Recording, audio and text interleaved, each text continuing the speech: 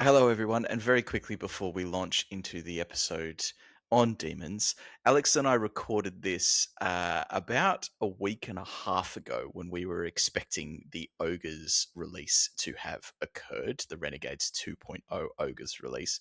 And we maybe a little bit optimistically recorded this in advance, expecting that we'd then be able to can it and release it following the Ogres release. Unfortunately, it is now a week and a half past when we expected that to happen. So instead, we're going to give you what is episode 25, not episode 26, as we outline, of the Old World Behemoths, which is the continuation of our Renegades 2.0 State of Play and Wishlist series that we're doing for all of the Renegades factions ahead of their releases by Val and the Square Based team. Hope you enjoy. We'll catch up properly with the episode titles next episode.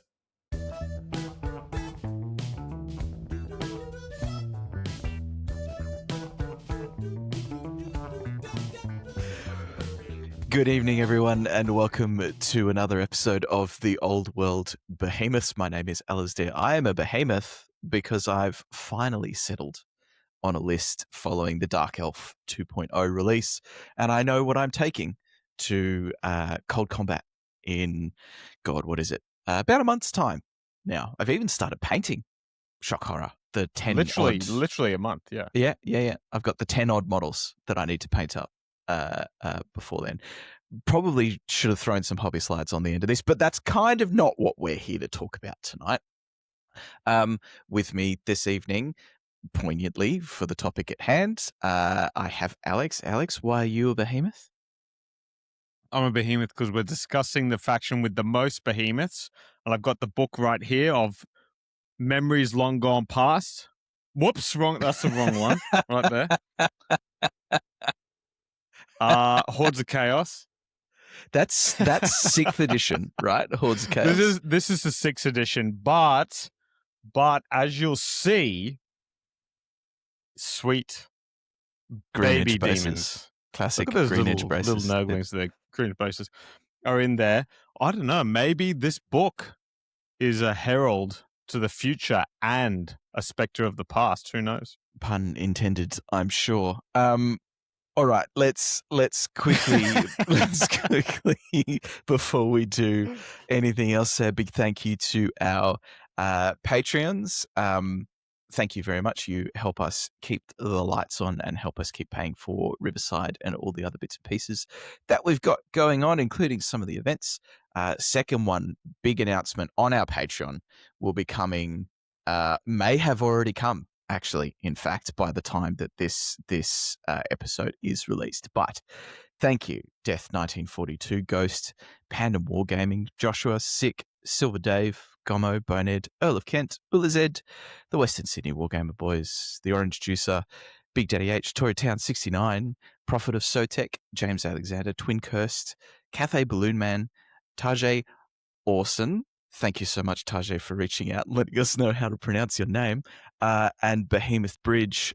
Big thank you, of course, to our sounds from Flimdog that you can check out on Instagram, and our graphics from 25 Creative. Tonight, unfortunately, I have to click back to the presentation. We're going to talk a little bit in the same vein that you probably would have seen from the previous episode. The boys. That Tom and Chris recorded around their wish list and their state of play for the Ogre Kingdoms. You guys really liked that. So we thought, hey, we've got a few more of these additional factions coming up. And since Alex just happens to be slightly invested into demons, maybe we could do the same thing. So, Alex, I'm gonna control, because if you haven't noticed, of course, I'm now in a slightly different setup than I usually am. But no one's noticed. No one has noticed. No. So I'm going to drive.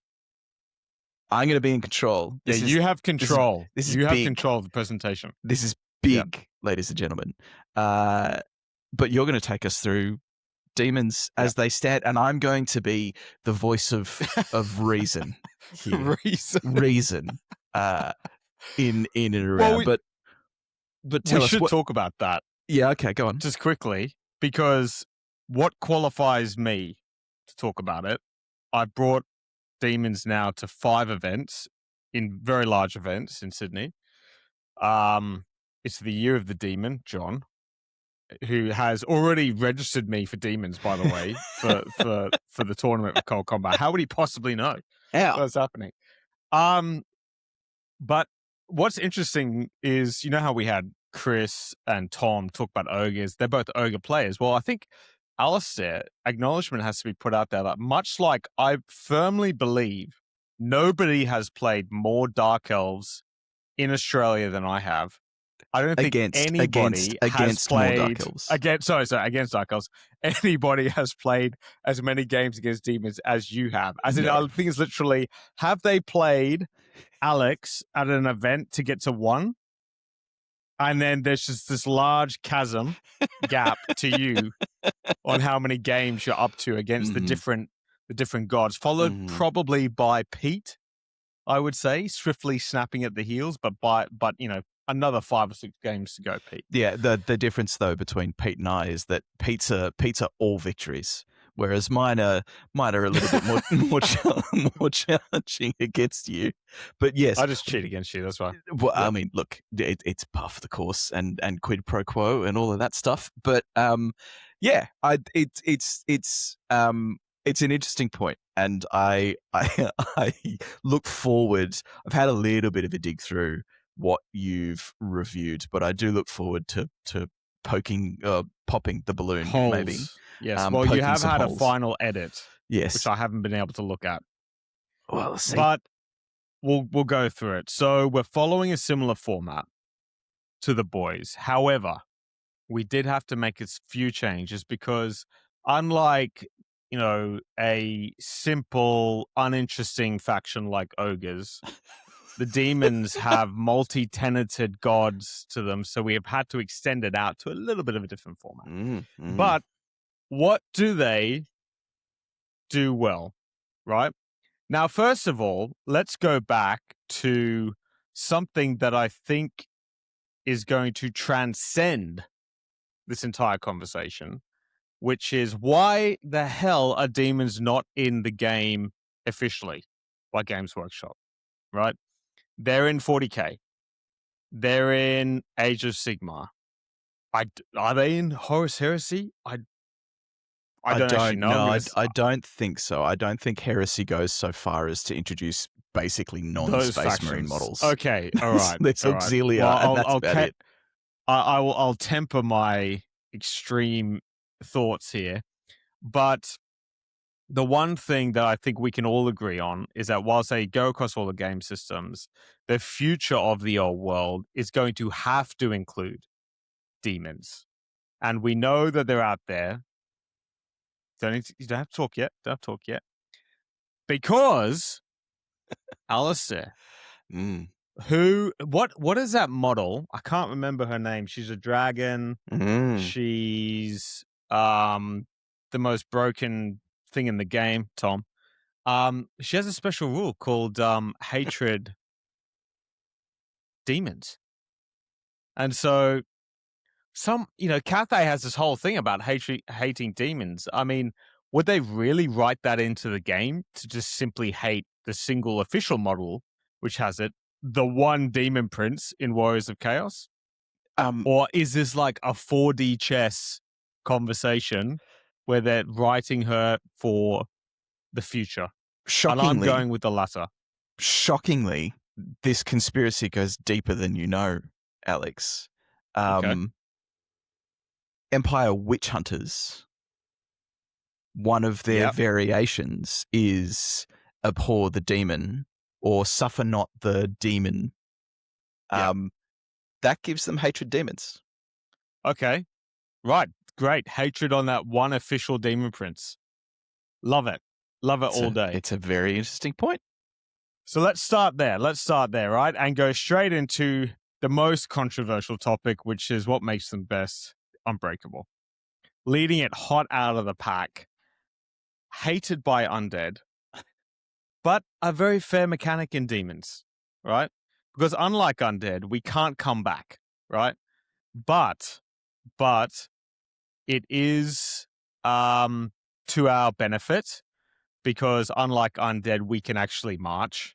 Unlike undead, we generally have a good array of lists that can do different things and do well, etc. We're not like hardlined into graveguard blocks and other things like that. But it does offer, and I'm going to hate myself for saying this, probably a easier learning curve for when you're playing demons, which is if you've got your old 6th, 7th, 8th edition demon army sitting in the cabinet, you can whip them out and you literally, in some cases, just have to push stuff forward. You don't have to worry about, am I going to get terror checked off the board? Am I going to get pushed back, broken by double unit strength? Doesn't matter. You're unbreakable. You do have to deal with, and I think it's interesting to point out, given that you've contextualized with undead, you do have to deal with the very real possibility of losing the unit on a 6/6, though. Yes, this is true. Undead does not. Undead, you will just lose models, but you do not lose an entire unit or a soul grinder or a greater demon on a double roll of a 6 on a leadership test. Or a break test, I should say. Yes, this is true. This is very true. However, demonic instability can go both ways. Where as we have experienced it, you can be losing by 10 and roll the double 1, auto pass, and suffer nothing, or roll low and be fine. But we'll keep going. The constant ward save, and by the way, we should preface this is Renegade pack review, right? Because we only pretty much play Renegade pack demons down here. Constant ward save. I've said that even on the swarms. Alasdair's had a fantastic time in playing my Nurglings with 7 wounds and a 5-up ward save, which mathematically I think means that they have 10 wounds apiece in combat. How do you feel about that? They're possibly the worst possible unit to be spending 30 repeater handgunner shots on every single turn.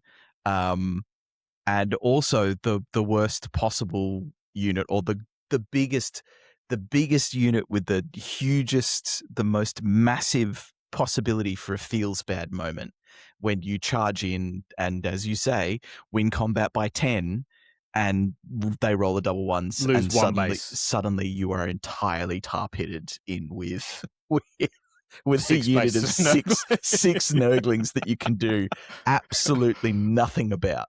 Oh gosh. But that's it, as you've experienced. I mean, they are very easy to tidy up when a unit of cavalry just rolls in and just wipes the whole unit out. Absolutely. And the 5-up ward save has flattened the curve, as it may be, because in non-renegade demons, you have to consider a couple of extra things, which is maybe now there's less magical attacks flying around with like no ruby ring spam, less pillars of fire, etc.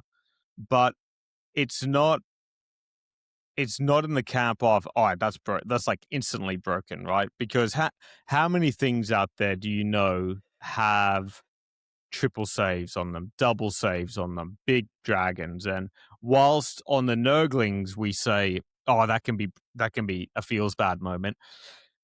An even bigger feels bad is when you're the demons player running your 400-point greater demon and you have no save at all. Magical cannonballs, just pluck it away. Yep.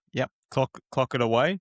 And in addition to that, if you're Nurgle with your regeneration save, you have the warp spawn rule, which means that in non-renegades, you are both having your ward save and your regeneration save turned off. So you had literally nothing, pure 0 saves, and it was really bad.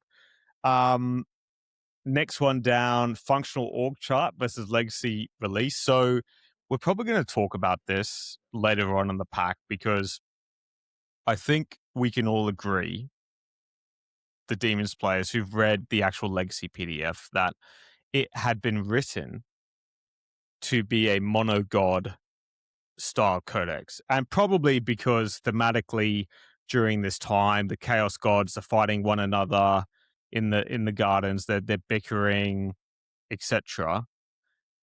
But in reality, the Force Org chart, Force Org, God, the army chart was so hard to build an even smidge of a competitive list.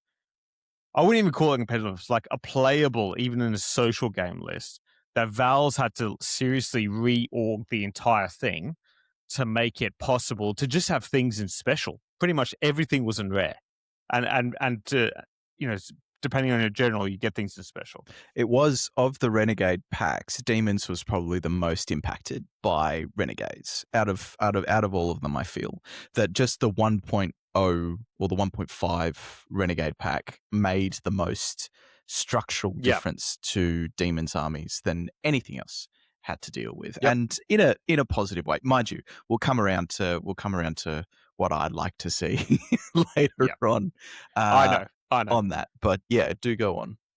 Yeah. So following into that point, which is the theme, and probably what I was trying to touch on at the start was thematically, I firmly believe demons are one of the top, if not the top army thematic wise, because whenever you run into chaos demon players, again, and not even chaos demon players, actually, when you meet Warhammer players, whether they play 40k, fantasy, AOS, as I've said before, they know the chaos gods, and the chaos gods play the arch enemy in pretty much most of the universes that we experience.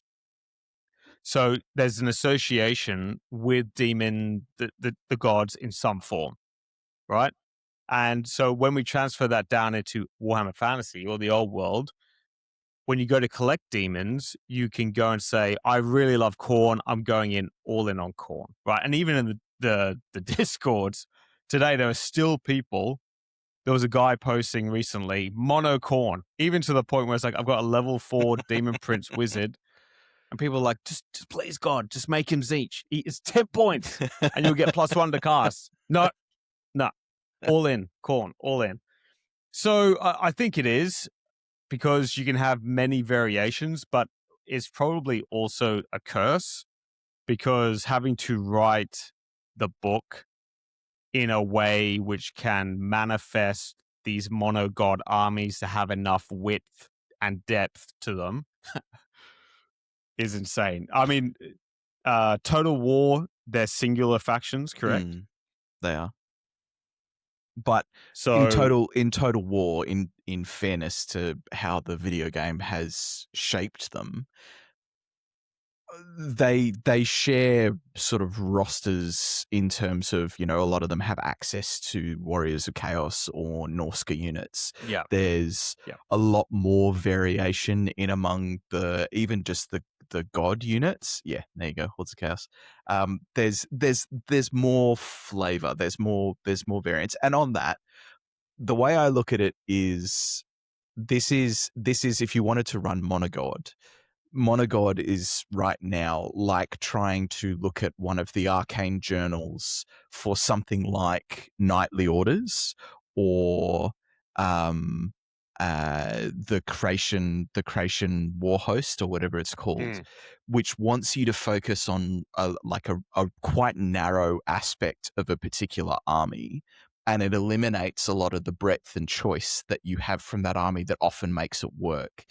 One of the things that I feel that Demons has in its favor is that it's maybe not ideal, but you can still kind of make those work and work down those archetypes. So that's one thing that I really like about Demons, is that you can use the archetypes in sort of quite interesting ways. But from a play aspect, there are just so many things about the old world that you have to acknowledge as being necessary. So, layers of magical defense, understanding what hammer and anvil units look like, making sure that you have something that can hold an objective and hold off something until, your hammer unit gets into position to defend it.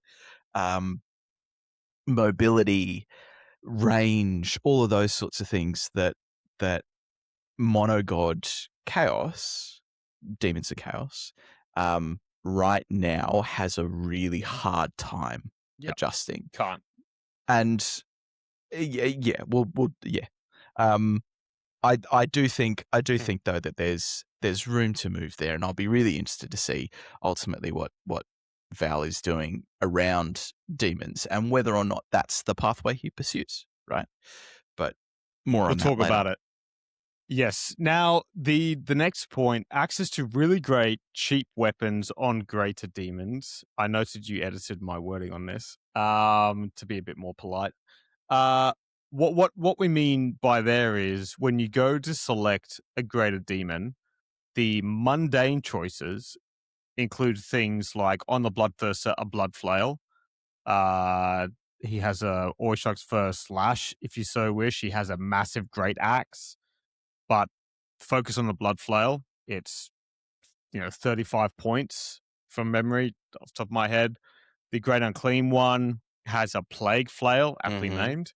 AP3, D3 wounds. All these things are effectively ogre blades for 40 points cheaper. The Keep of Secrets comes with Always Strikes First, AP2 Killing Blow claws, and the Lord of Change has a great weapon, which is probably apt for the fact that he's got his big staff. But the point that we're trying to get across here is, whereas most characters and dragons, etc., have to have access to magical weapons, we get access to some very decent weapons on our greater demons. Note greater demons in this instance, out of our mundane points upgrades. So we don't have to take it out of our magic upgrades, even though I'll say we're not really spending much on magic items anyway, which we're going to go into. I think it's also worth pointing out just on that the inbuilt magical attacks that demons also have access to. Yes. Which it makes them magical. Yeah, and the poison on the great unclean one as well. Yes. Good point. So I know where you're going with this. So applies to his weapons. Definitely. So there are some aspects that demons manage to sort of push a little bit further than most armies, but it also equips them in this, this world where currently in the supported factions, there's a very heavy emphasis on a delineation between items that give you protections against anything and items that give you protections against non-magical things, and the access that you have just as demons flat across the board. Everything has magical attacks just by being demonic. I think is an advantage that is worth pointing out, even if it's not. What do they do really, really, really well? Because right now it's not really a turning point aspect. But if they were improved, perhaps it would then become something that becomes very, very relevant. Absolutely. And I would urge everybody only to run the Plague Flail on the Great Unclean one. I've seen some lists without it, and I'm going insane. Interestingly, Val's will probably change the flails, because both those are flails, to be on the charge. So right now they're in the first round of combat, which has been played locally as still okay, rules as written. But once they change to being on the charge only, Bloodthirst is probably okay. It's definitely going to change the Great Unclean one. Definitely going to change it. So, and our last point, huge wings. Who can be ashamed at bringing a Bloodthirster twice the size of a Black Dragon? Next slide. No. we're not moving off that.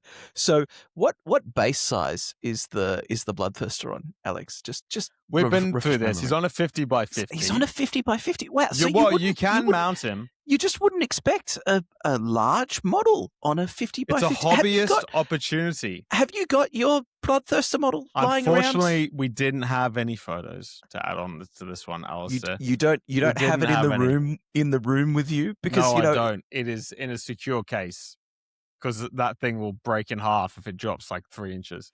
Fair enough. Go check out. We have done some previous hobby slides of Alex, so please go check out that, maybe episode 22 or 23.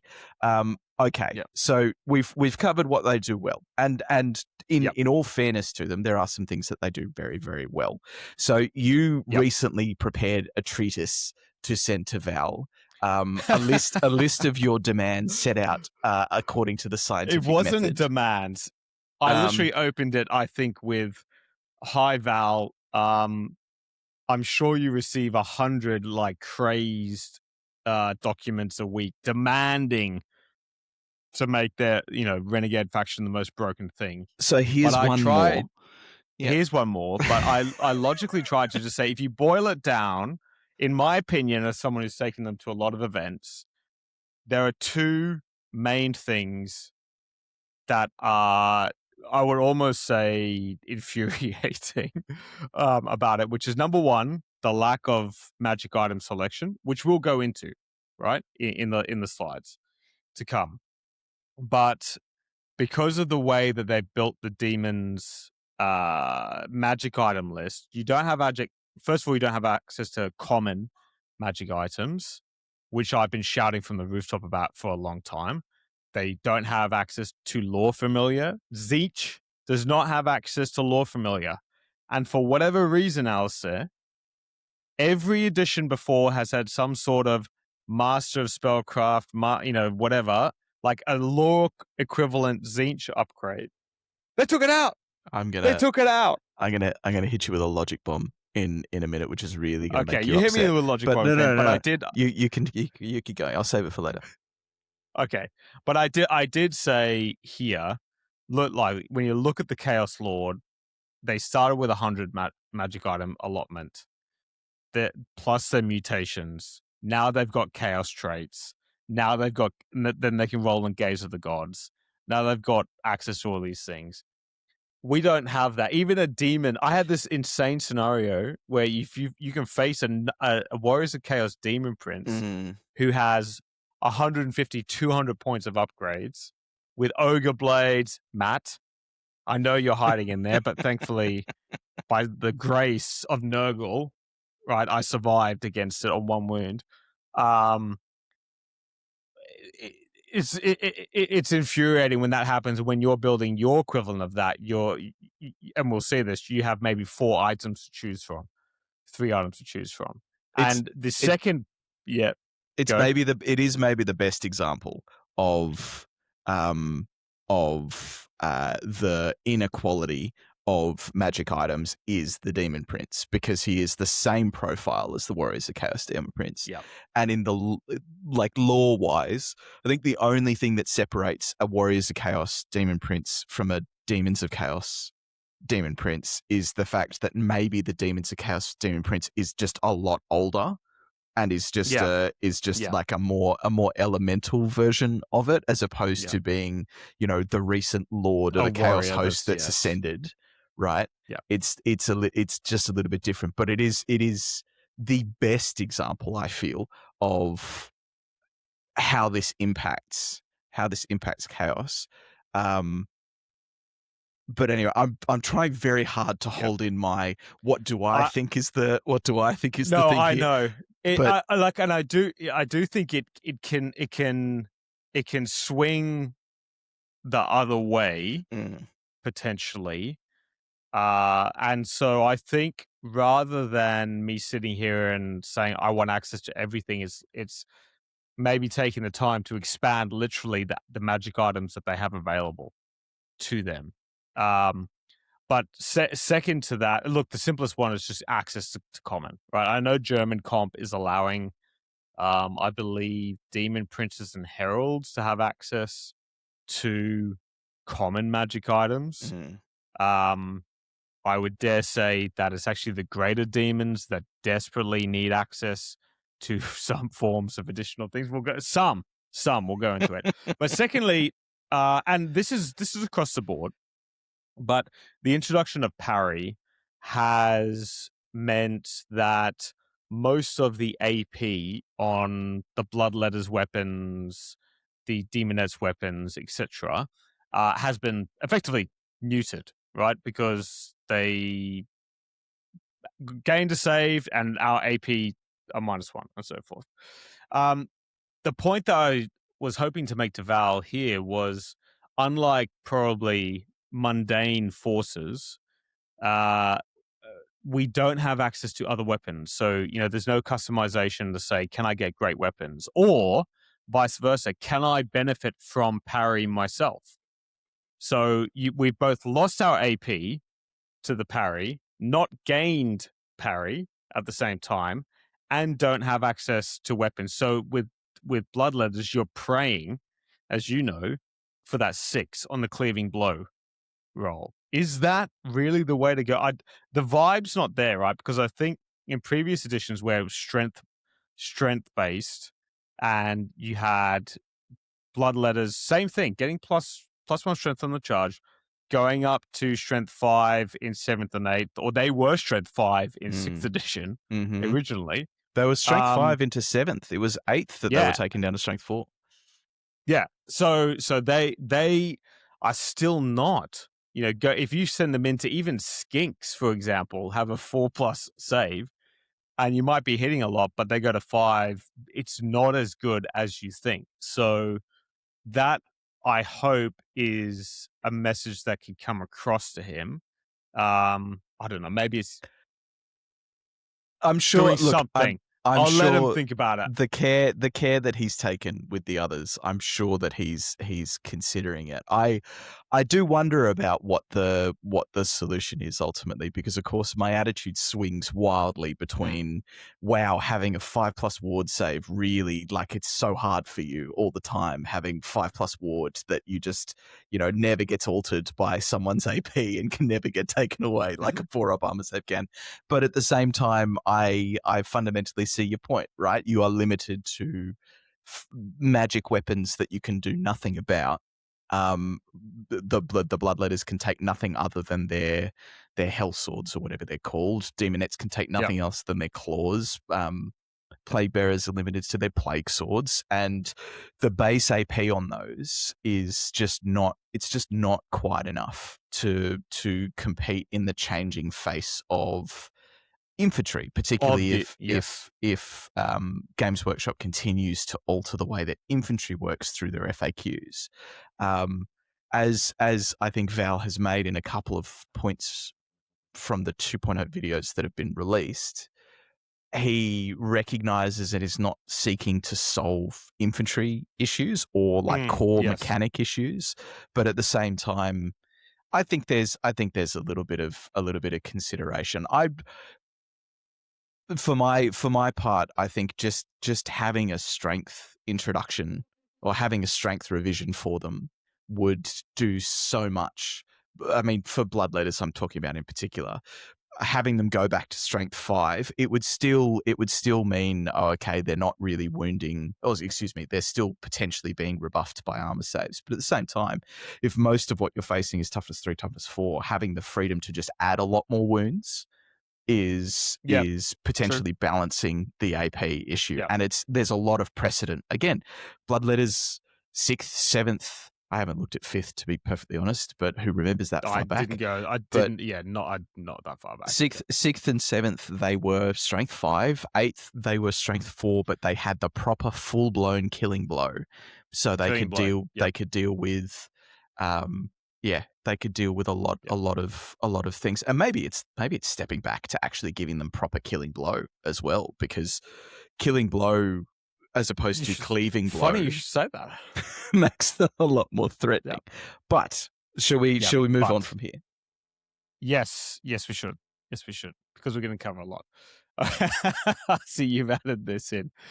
So it's a good segue. What do they do poorly? And we've taken this wording from the Ogre Boys, but it's things that I think should be considered, right? And number one, very expensive core, right? And I'll allow you to rebuff this in a second. When we think about, as you said, the changing play style of the old world, it is objective based. It is focused on infantry. And in some of the examples we'll go into, you can actually build some very good blocks of demon infantry. I've been running 28 Pink Horrors, for example, with a banner of Change, which has been quite quite good, actually. but it's a 440 point unit for 28 models. And in order to get access to cheap infantry, as it were, the cheapest you can get is Blue Horrors at 9 points a model, which means your general has to be Tzeentch, and you're getting models with no access to command group, the open order, etc. So I'm torn about this one because I do believe, probably like you, that demons aren't meant to be these cheap rats, like running around, or peasants. But I feel like we're caught in between this. My gosh, we're the same price in some cases as a Chaos Warrior.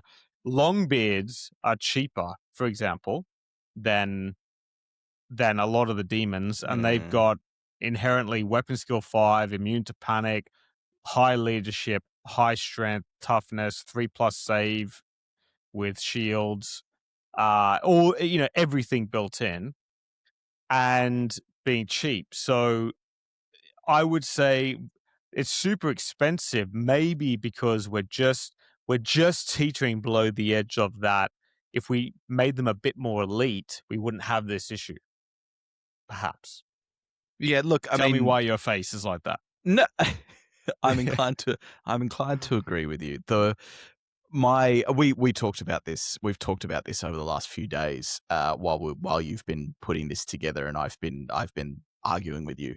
But as far as the expense thing goes, you do have to put it in perspective with similar costed units, sort of understand what that gets you. So a blue horror, which is arguably a pretty shitty combatant, right? They're not great, but they still have access to in numbers a magical, like they can cast a spell as a group. No. That's, so they can't. That's only pink horrors. So Okay. Blue horrors are the just run around, meant to be skirmishers, double shot, quick fire weapons. They're the cheaper. They're basically pink horrors, 1 less weapon skill, and don't have the ability to cast spells. What's the points difference between a pink horror and a blue horror? 4.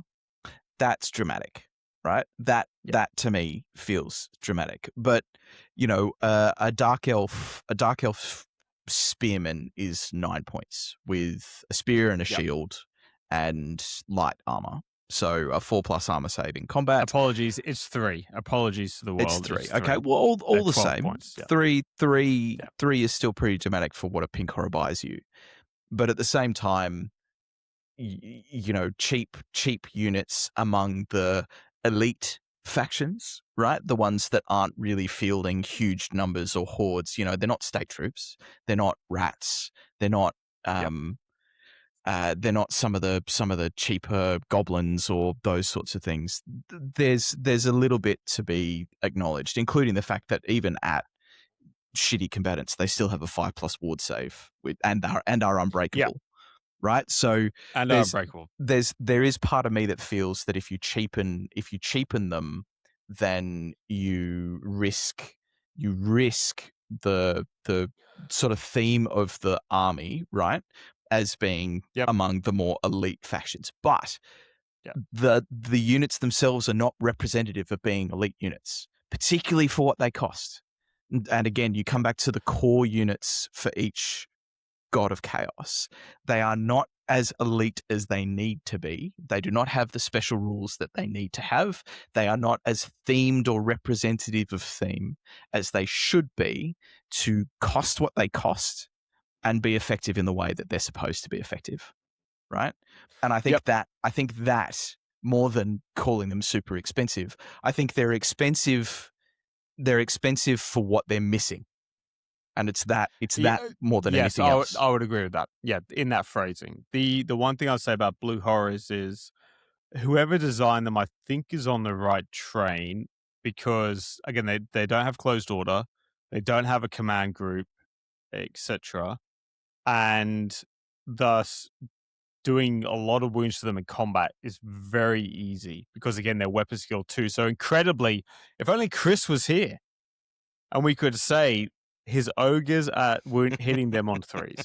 And so, if I was to sit there and say, would they be broken if they went to 8 points a model? Probably not. I'm absolutely not advocating for them to go to 6, because then you run the risk of them just, Just 100 huge blocks of blue horrors. Yeah. Four blocks times 25 of, blue horrors or something, which is not where it is. But I feel, as you said, whereby if pink horrors are at 12, them going to 8 is probably the only one I would say in core. If Val wants to drop the other core troops by a point, sure. But I think, as we've said, they can stay as they are with other adjustments to make them better. We spoke about the lack of magic items. We'll actually go into it because basically there's something interesting about demons where we counted them. They have access to 15 magical banners. I don't think there's any army in the game which has access to 15 magical banners, including the common. Like when you go your army ones plus the common, etc. It's still worth pointing out. Yeah, exactly. Right. It's still worth pointing out that once you pick a stream or pick 2 streams, maybe that comes down quite a bit. And that's why I feel that it's like each god is a sort of arcane journal archetype, because it has its own little quirks and specialty. None of them are as fleshed out as they should be. And that's one of my feelings in terms of what do demons need. But I'm certain lots of they got abandoned early, and when someone went, "Oh, hell no, this is too much. This is way too much to deal with." Yeah. But as you go, we have an example of this, of why outside of the banners, the magic items are a problem, and we've referenced it a few times. Heralds. Oh, I'm so torn about heralds, Alasdair, because there's such a fundamental part of the lore when you think about it. When the greater demon, you might have one greater demon, and then the sub-lieutenants of heralds are running around. But I put an example here where you have the demonic herald of Khorne. We've played a few games where he's mounted on a blood crusher. I played Pete the other night with my battle sounder bearer, and he's got the banner of chaotic glory, and it's actually a solid unit. It adds a lot of combat resolution, but when he attacks you, he's got a weapon skill 7 stat line. This is a 200 and something point model, by the way, as a BSB upgrade. But if you didn't, he's got very good stats: high initiative, weapon skill 7, he's strength 5 base, going to strength 6 on the charge, but he's only got an AP 1 weapon. And if you stand around and go, let's upgrade him to the Axe of Khorne, he still has AP 1, but gains killing blow, which is just a tragedy to me, an absolute tragedy to me, because as we found out in the multiple duels that we repeated across the night, the Blood Crusher was the one that, with his AP2 attacks, was the one that did the wounds.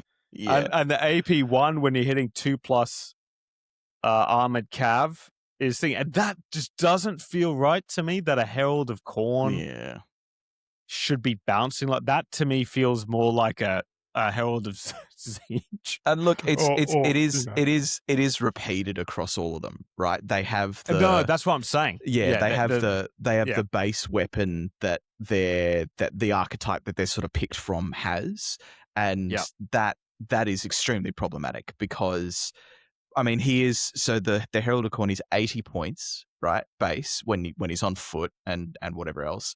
You stick him on a Juggernaut and he goes up to being 130 points. You give him the BSB because you want a BSB for the Demonic Locus fun stuff, and he goes up to being 150. And then you're adding in, whatever the icon of Khorne is, plus maybe a demonic gift if you really want to invest down that way. But what you end up with, as you rightly point out, is something that has 4 wounds, 5 wounds. Well, it's 3 wounds. Because does the Juggernaut the Juggernaut only gives him 1 extra wound? Yeah, but it gives him 1. I think it's the same as the what's the Empire? Apologies, the Demigryph, yes. The Yeah. demigriff only gives This is +1 as true. well. But So a captain is the yeah, same as the champion this in terms of wounds. this is very true. I think the herald itself. So all the heralds, if you were able to address this issue of them not being able to compete because of their shitty weapons, I think they're all very they're all competitively Very average. costed. No, but they're all Yes, but competitively costed. So I don't think any one of them, with maybe the Yep. exception of the Herald of Nurgle, who's just a bit garbage, but Yep. I think all of them for what they give you. I mean, for God's sake, the Herald of Khorne's weapon skill 7, Alex. Oh, that's no. Don't get me wrong. That to me feels right. Yeah, yeah. But the fact that he is so reliant on rolling that cleaving blow, Yes, doesn't feel right to me. No, It I feels agree. like he should be. His weapon skill. He's the same weapon skill as a Chaos Lord, as a Bretonnian Duke, etc. But the devastating ones are for like the Herald of Slaanesh has no access to other weapons, right? Like at least the Khorne could try go for killing blow. No access to everything. I'd say the Herald of Tzeentch probably actually with shit in combat, that's fine. It fits its archetype. Great caster, probably fine, right? Like there's actually really nothing.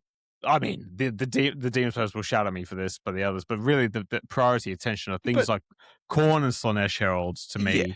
I mean, I think the Herald of Tzeentch is actually probably out of all of them, the best placed one, right? Because it can go up to a level 3. It can't be a level 4, but it can go up to a level 3, which is really powerful in the current environment. He's got +3 to cast. He's got got an enormous amount of cast. You can stick him on a chariot. You can stick him on a disc. You can put him in a unit. You know, there's a lot of flexibility with him, but I suppose that speaks to Tzeentch and why Tzeentch is probably one of the more successful of the god choices. Absolutely. Right? Because it has the ability to compete in the environment. Yeah. Well, I mean, magic missile spam is a thing, right? And is still a thing in Demons because Tzeentch, especially because of the +1 to cast.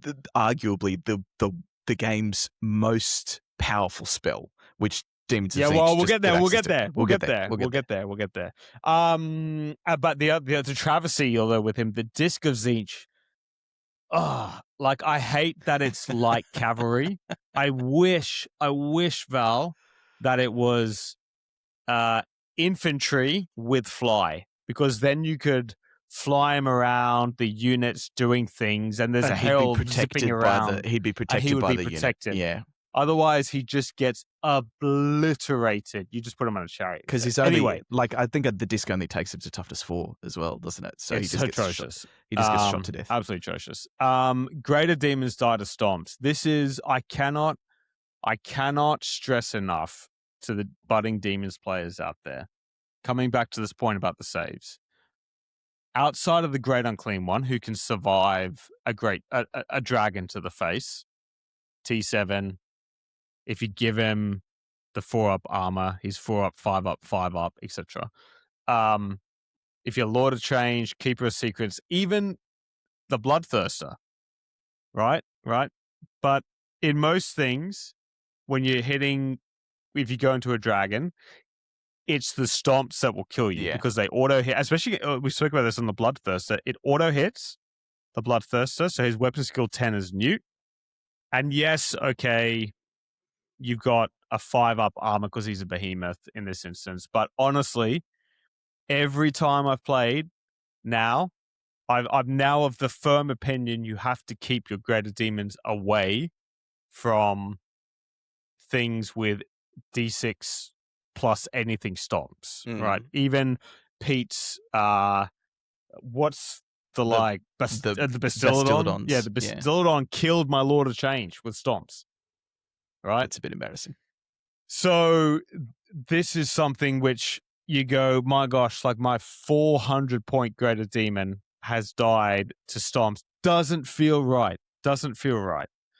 I don't know what Val's going to do there, so we won't touch too much on it, except for me just broadcasting to the world, do not charge your greater demons. You will lose your greater demon. I right? do think that's a consequence of like not being able to layer saves, because as you point out, Yes. but I also think that's stomps will do for most things that are pretty okay with dealing with everything else. Like, it's why Monster Hunter's Tapestry is now probably the most single important banner in the game for heavy cavalry, because if you have a 2+ armor save unit of cavalry, there's not actually, particularly if you get magic in there and give them a ward save, there's not actually a huge amount that can dent that.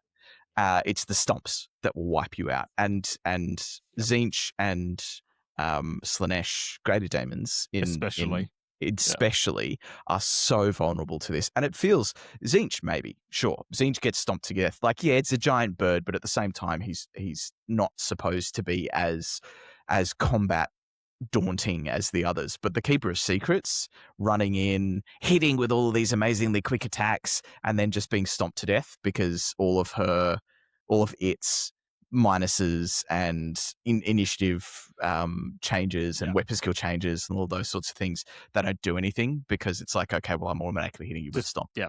Right? Auto hit. I mean, a giant spawn is a threat, right? And you've only got 6 wounds. Yeah. So to me, Val either goes and adds an extra wound to every profile, which guaranteed you'd be wanting, or not. And look, I joke about this, right? You stand around and honestly, most of the anti-Renegades players I've played usually tell me this when they're hitting my greater demon, where they go, "Oh man, I just don't like, homebrew rules." And I've hit him with my blood flail. Yeah, so what have you got? Yeah, I've got a 3 up, 5 up, 5 up. Yeah, I don't know, man. Like, I just don't think it's fine. I've got 10 wounds, and now I'm killed. Yeah, oh, your greater demon's dead, etc. But we're not going to go there. We're not going to go there. Terrible internal balance, right? Blood Crushers being cheaper than Slaanesh Fiend is obscene. It is absolutely obscene to me. But it I think we discussed this. We did. It very clearly shows that the book was written with internal balance. Well, who knows if there was ever such a thing in the playtesting, if it even got that far before being legacied. They were pointing them in comparison to other Slaanesh units. I think so. It feels, all of them, when you look at them in isolation. Awful. When you look at them in isolation, you sort of start to see a bit of a pattern in terms of, because we all know there's an algorithm that GW applies based on stat profile. And most of the time, that's pretty predictable. Weapon skill is going to impact it in this way. Award save is going to impact it in this way. Armor is going to impact it. Toughness is going to impact it. It's small variations to get there, and then special rules on top of that will warp. And that's how they upset the game, when they introduce a unit that's built off this algorithm, but then they just add a bunch of special rules to it that don't get incorporated into the cost. But when you look at it in silos, when you're looking mono god, they're going, you see how everything is structured. You can see the pattern, but it's absolutely not done in comparison to what's available under other gods. So it's like, why would you ever take Slaanesh Fiends when Blood Crushers are that much cheaper than them, right? And tougher. And hit harder and are more everything. More everything. Exactly. Command groups, banners, more everything. Yeah. So that please, Val, please. If there was ever if there was one unit to get a points reduction, it's the Slaanesh Fiends, right? That, or I don't know, give them cleaving blow as well, as the Fiends come in and, I don't know, their tongues. Are the Fiends weapon skill 3 as well? Weapon skill 4. Weapon skill 4. Okay, well, that's not awful. But the Fiends are interesting because they do hand out always strikes last, so they don't need counter charge because they're basically always striking first anyway. They are very fast, but we'll go into this. I actually think they should be faster. If they're not going to be cheaper, they should be faster. They right. should also have just, I mean, look, let's not get mired down in profiles, but the venomous tail attack should be a bonus attack. They should have 3 attacks plus a venomous tail attack. Well, they do. To be fair, they do because they have the because twin the claws. additional attacks. Yeah, okay. Yeah. So they do have that, but the poison one is that joke attack, which might kill an ungore every once in a while. But again, in this world, you can't wish for everything. In this world of 4+ infantry armor saves, it's just like, why would I even bother with that attack? Well, exactly. All right. And then the last point, as we so know, they're not going to get upgraded at the moment, right? All right. Okay. Let's talk about magic items. Okay, so we've been on a massive hyperbole to get to this point, which is the number one point I said to Val. So when you go into the Demons book, you'll see Chaos Gifts, and effectively it's like there's a generic pool of undivided, if you want to call them that, Chaos Gifts, which every demon archetype can access. They do have access to 15 item banners, as we put there. Often each god only gives you 3 to 4 items. So on the right-hand side, you can see that this is a great unclean one. So these are the number of items that he has access to. How many is there? 9? Now, you say there's 9, but unfortunately, in this case, a lot of the items, or some of the items, are demonic heralds only. So of the 9, you have to take out 3. He now has access to 6. I mean, upgrades. Thank Christ. The great unclean one can't be a winged horror. Could you imagine? Yeah, that would be insane. that one that I mean, that's fine, right? That understands, right? And don't get me wrong, you know, things like many arms, which is +1 attack, you can have a great unclean one with 6 attacks and a plague flail, right? I haven't done it. I've just been running literally a plague flail and trappings of Nurgle, which takes he doesn't become a wizard anymore, but then he's toughness 7, 4 up, 5 up, 5 up. And he's on a massive base. I seem to be the only person playing the Great Unclean One defensively rather than offensively. But the point here is that you don't have access to this plethora of options, as we came back to when you think about a high elf dragon lord or even a dark elf dreadlord on a dragon has access to all of the dark elf items, enchanted items, weapons, armor, all of the common magic items from the original book, all of the ones from the new book, etc. And you can build, okay, there's one good archetype build, but at least you can test out different things. In this case, you're literally going, you know what, actually, there's probably no point in doing it. I put lack of defensive items. By the way, did I say that they died to stomps for the audio listeners? That was in brackets. But the point here is, outside of the Great Unclean One, who has access to trappings of Nurgle, there's nothing else, right? And a part of me feels like trappings of Nurgle should become extremely common because heralds of Nurgle can get access to it. We'll discuss this in the next bit about what is the defining archetype about the demon type. Khorne has access to Armor of Khorne, which rather hilariously was kind of lost in the last update, whereby it gives you a constant 5-up ward save. So it's not useful at the moment, which is okay. That's an easy fix. I mean, in previous editions, it went to 3-up armor or 4-up armor, depending on which edition you were in, and looking at that. So what Val wants to do with that one, I'll leave up to him. I would probably think like an armor meteoric type upgrade for its points is appropriate, but so less to be seen. Are you ready for the logic bomb? I am ready. Okay. I am ready. I don't think, and this is entirely theme-based, but I don't think demons should get access to mundane magical items. And the reason is that demons are not inhabitants of general reality. they are You mean inhabitants. the common magic items. The common Yes, or yes, mundane yeah. magic items, right? They are not inhabitants of the real world. So Yep. how does it make any sort of thematic sense for them to get their hands on Get access to it. magical items that are as part of the real world? But I don't believe that they should just not have access to more more options things than they have, right? I genuinely feel that there is a massive amount of, I mean, you just look back at the army books from 8th, Yep. 7th, and the Hordes of Chaos book, the 6th edition book. You look back at the demonic items, the gifts that were available. Yep. I think there's a huge amount of source material to draw from to just give them back a little bit of flexibility based on what has previously existed. That's my feeling. Yeah. That it shouldn't Well, be. It shouldn't be access to. I mean, yeah, look at it all, right? So it shouldn't be the case that they do just get access to all the generic common to everything magic items. It makes no thematic sense to do that. But I think there's probably a lot of work to be done around reviewing what those looks like more than any other army, I'd say. Reviewing what those items looked like and the gifts and what did exist and what is appropriate to reintroduce to the faction and is going to be impactful without being overwhelming.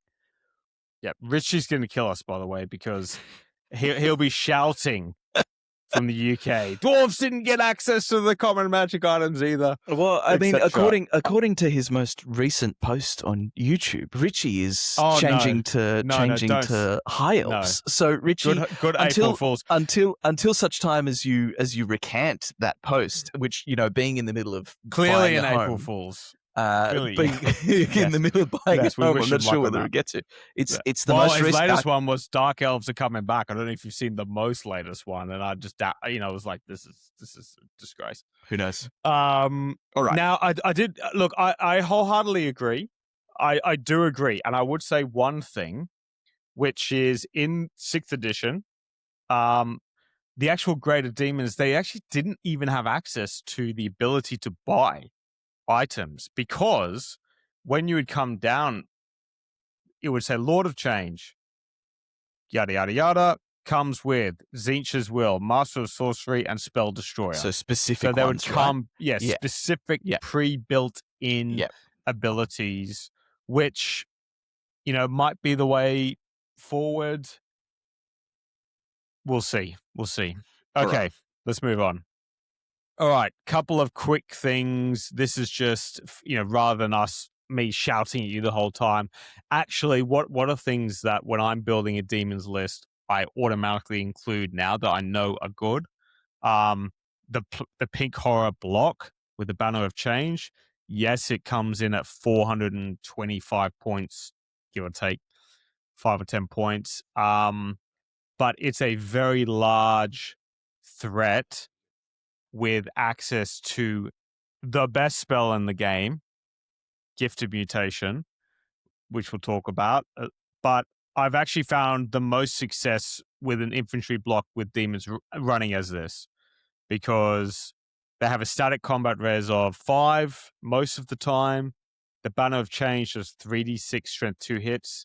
Sounds terrible, but spikes hugely. You'd be amazed. You'd be amazed. When you think about it, and I spoke about this in the battle report I did against Old World Fanatics, the last Old Hammer. When you charge it, it's all about just throwing lots of dice at you.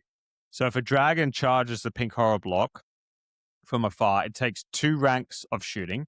It's crappy shooting, but whatever. It's just about spiking a couple of 6s here and there. Hits the Banner of Change before anything else. Another 3d6 auto hit, spikes a couple of 6s. You'd be shocked at how many times it does 2 to 3 wounds to a high toughness monster on the way in. Plus its combat res, it's sitting at 8. So a lot of the time, you have to be very careful. That's before you have magic debuffs, like, God forbid, you do get Gift of Mutation toughness off and lower things out. You've experienced this. You get to the point where you actually just go, I'm not going to charge it, or I'm going to flee from it because I don't want to have all of the attacks hitting me. And by the way, sorry, coming back to that, the standard shoot, the 3 to 6 hits, then the 2 ranks of attacks, it's an immense amount of dice. So I would absolutely give it a go to anybody out there, and it's self-sufficient, right? Like, you don't need to worry about it too much. As long as you've got a greater demon with leadership 9 bubble of 18 inches, it's not going anywhere fast. And one more point I'll say, it's great for auto-breaking dragons with double unit strength. It's a huge come at me unit. Yeah. And it's something that if you're not prepared for it, you'll go at it. And you'll be very unpleasantly surprised at what happens. Yeah. You deleted it, but using an equal 600-point Death Star. Yeah, using.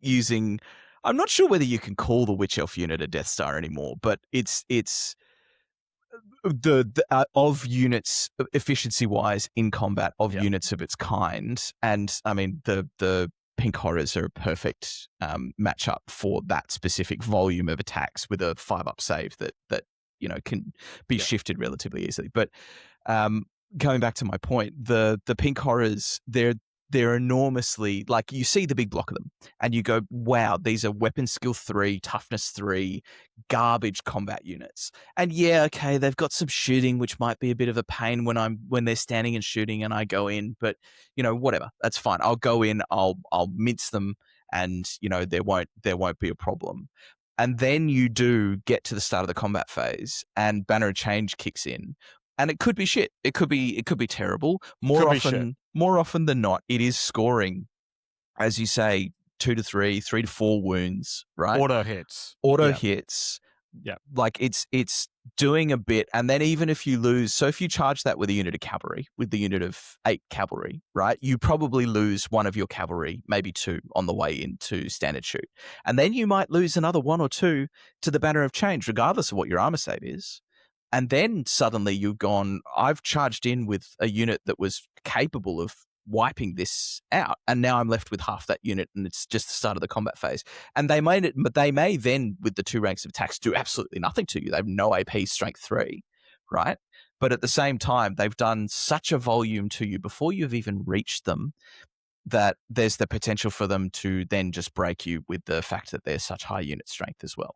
So I think Pink Horrors, from playing against them, so if you're thinking about this, you put them, if I were the demon player, or the way that I've seen you put them somewhere where it's a very, very tempting target. And it's a core unit, so it can sit on an objective and score, but it's something that is very much, because you don't care about the charge on it either, Alex, because what you want to do is you just want to get within 12 inches so you can cast your most broken spell in the game. And then suddenly your prospect of, I'm going to charge in here. He did it to me the other night in a game where on that witch block that I was talking about, Gift of Mutation, for anyone who's not familiar with it, which I imagine if anyone who plays Demons who's watching this is, then you know exactly what it is. But I don't think many people know it, dude. Okay, so honestly, I have to explain it every time at the tournament. It's a 7+ to cast, right? In Renegades, it's a 7 and 10+ to cast. So it's so it's 2-tiered spell. If you get it off on a 7, then you reduce a characteristic, and it's either weapon skill, strength, toughness, or ballistic skill. No, just weapon skill, strength, or toughness. Okay, weapon skill, strength, or toughness. You reduce one of those by D3. But if you cast it at a 10+, then you choose 2 of those to break down. Is that correct? To reduce by D3. So in the game that Alex and I played, this unit of Pink Horrors reduced the witches to weapon skill 1, which then made them so vulnerable to a couple of soul grinders, which Alex is about to get to, wading in with weapon skill 3, which is double +1, so they're hitting on 2s. It makes a mockery, this spell. It makes an absolute mockery of the most hardened unit. And if you get within 12, get it off, your Pink Horrors are pretty safe. Yeah. And coming to that point about like the dragon charging in, you sacrifice your champion. You absolutely do, right? Hopefully you've done, all you need is 1 wound from all the standard shoot, all the Banner of Change, right? Because then even if your opponent does the max overkill, they give ground, let's just say, then you can cast Gift of Mutation on the give ground and then charge in. So most people are actually not charging it. Like you're not charging it, for example. So they're just a safe investment, which I would recommend to everybody. I know people want to run the other banner option, which is Banner of Sorcery, which gives them up to +4 to cast Gift of Mutation, which is good, but honestly, on an average roll of a 7, even just the one characteristic is enough to change it. As opposed to the Banner of Sorcery, Banner of Change protects you from things that you don't get the opportunity to cast it on. Yeah. Before you end up in combat with. Right? We didn't actually talk about this, by the way. Mark Hurwitz's Wild Riders hit my pink horrors and killed 4 of them before he even got to attack. It was devastating. That's what happens. That was his face. Soul Grinder of Slaanesh. I've not been running the Slaanesh upgrade because locally I've been given 2,100 points as a little buffer, but by the time the Renegade updates come out, I'll have that reduced back to 2,000. People debate about, well, why would you give a mark to the Soul Grinder? Slaanesh gives you +1 on the charge and pursuits, and the movement 8 now. You wouldn't believe how many times that's made a difference, especially on the pursuit. Because if you're facing dwarves or anything like that, you're probably going to catch them anyway. But but like you could be sitting there and they've rolled a 12 and you're like, oh my gosh, this thing's, and that extra 8% chance on a 2d6 of getting that extra 1 or whatever it might be, 10%. It makes a massive difference. It's 10 points. The other options are Khorne. You don't need an extra strength. He's strength 6 anyway. Nurgle, reroll 6. He's weapon skill 3, toughness 6. Anyway, the toughness is protecting you anyway. And Tzeentch is totally useless on him, right? Because he's not a caster. So for 10 points, completely try it out, guys. You'll see how many times that will come into effect. Flamers. I usually run 4 Flamers of Tzeentch. I put Exalted Flamer level 1 with Demonology here. I'm actually really greedy and run them as level 3s a lot of the time. But I understand for some people that's a hard attack because it's a 300 and it's an extra 60 point unit or something. Yeah, it's a massive. But when your Flamer of Tzeentch, the Exalted Flamer is casting +3 on the summoning. His move 6, which means that it's effectively 24 inches threat range. He's an extra dispel for when your other demon is not going. And this is where, if you don't have a greater, like a Lord of Change or a level 4 in that slot, you can upgrade, bring him as a dispeller. I put the Power Vortex as the 4th bullet point as a don't leave home without this, but I'm greedy and put the Power Vortex on my Exalted Flamer, who's a level 3. You can easily do it as level 1, but I've split the 2 out just as a base to include. But when he's a level 3, 24 inches, he's dispelling Power Vortex. Do not leave home without it, right? I left home last tournament without it, and I was kicking myself because I was thinking, why did I do this? Because the -1 to cast within 24 inches of the Flamer is so good. It's so good. I think and because you can always guarantee that he's in dispel range of most things. Yeah, the only thing that becomes, because they're skirmish infantry, right? And if you roll up Steed of Shadows on them as well, it turns them into the most hysterical unit, which is able to fly 12 and then cast the summoning, and they can be very Plus evasive. Their normal shots. And their normal shots, which are not to be sneezed at either. And if you think about, what are their weaknesses? Conventional shooting kind of has a bit of a threat, but at the same time, they're toughness 4 with 2 wounds, and they still have the 5 ward save, and they're skirmish, so they're -1 to hit because they're infantry. I think the only thing realistically that poses this consistent threat to them are either auto hits, which means that you're having to come close enough to cast spells at them most of the time, or crane guns. And I think crane guns are probably the only thing that can consistently destroy that What unit. do crane guns not consistently destroy? This is also very true. There's not a lot of yes. things that crane guns can't consistently destroy. So I think flamers, I mean, I'm inclined, having played against them time and time again, they're very frustrating to have to deal with, particularly if they roll up Steed of Shadows. And I think that's a point in favor of making them level 3s, because you can turn what is an annoying unit into a real nuisance by being able to cast Steed of Shadows, because it really does, you sidestep with skirmish fly, you sidestep so many problems with that unit that they would sort of normally face. So it serves as being like this really good stopgap for their weaknesses. But flamers, and they're just good chaff clearing.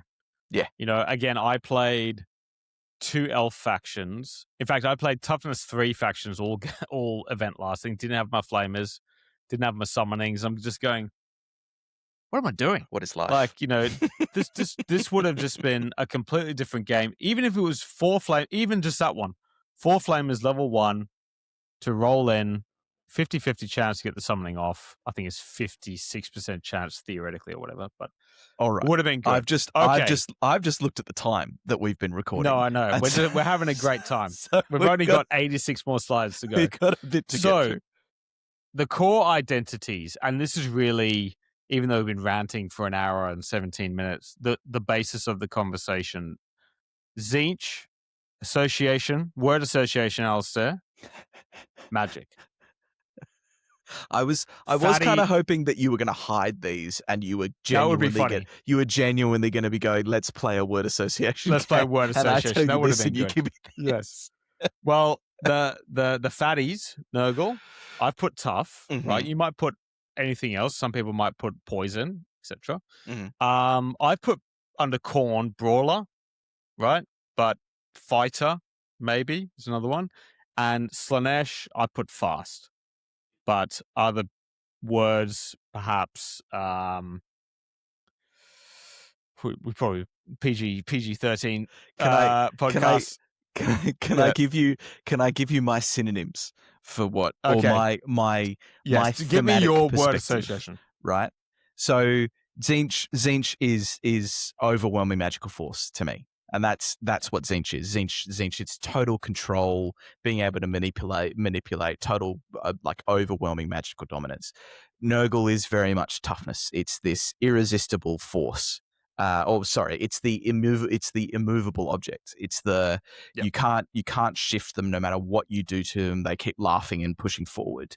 You've got Khorne, which is the irresistible force. Which is it is so punishing. If it touches you get just overwhelmed. And then for Slaanesh, for me, it's like fast, yes, but extremely deadly, because you take any of the representations of Slaanesh in lore, and when they're done gushing about alluring temptress in the mist sort of thing, they're also like, they carve through heavily armored units with no problems. They're snipping off heads and limbs left and right. It's very, very fast, but extremely, at the same time, extremely deadly. So I think there's a decent amount, from an outsider's perspective, there's a decent amount of this represented in all the archetypes. But talking about my wish list, which we'll get to later on as a non-Demons player, this is where I want that focus to be, this theme. This is where the focus is. And I think this is where Val will go, to be honest. So we'll go through them as quickly as we can. Tzeentch, literally in that order, demonic trait +1 to cast, is very strong. We've put here, for the audio listeners, what do we love? Gift mutation, best spell, I think, in the game. I genuinely believe that. I think at a 7+ to cast, there are spells that cost 8 and 9, which only reduce one specific characteristic by -1, right? And Yes, I think true. it is Yeah. I think it is enormously Yeah. enormously undervalued from a casting point of view and enormously powerful.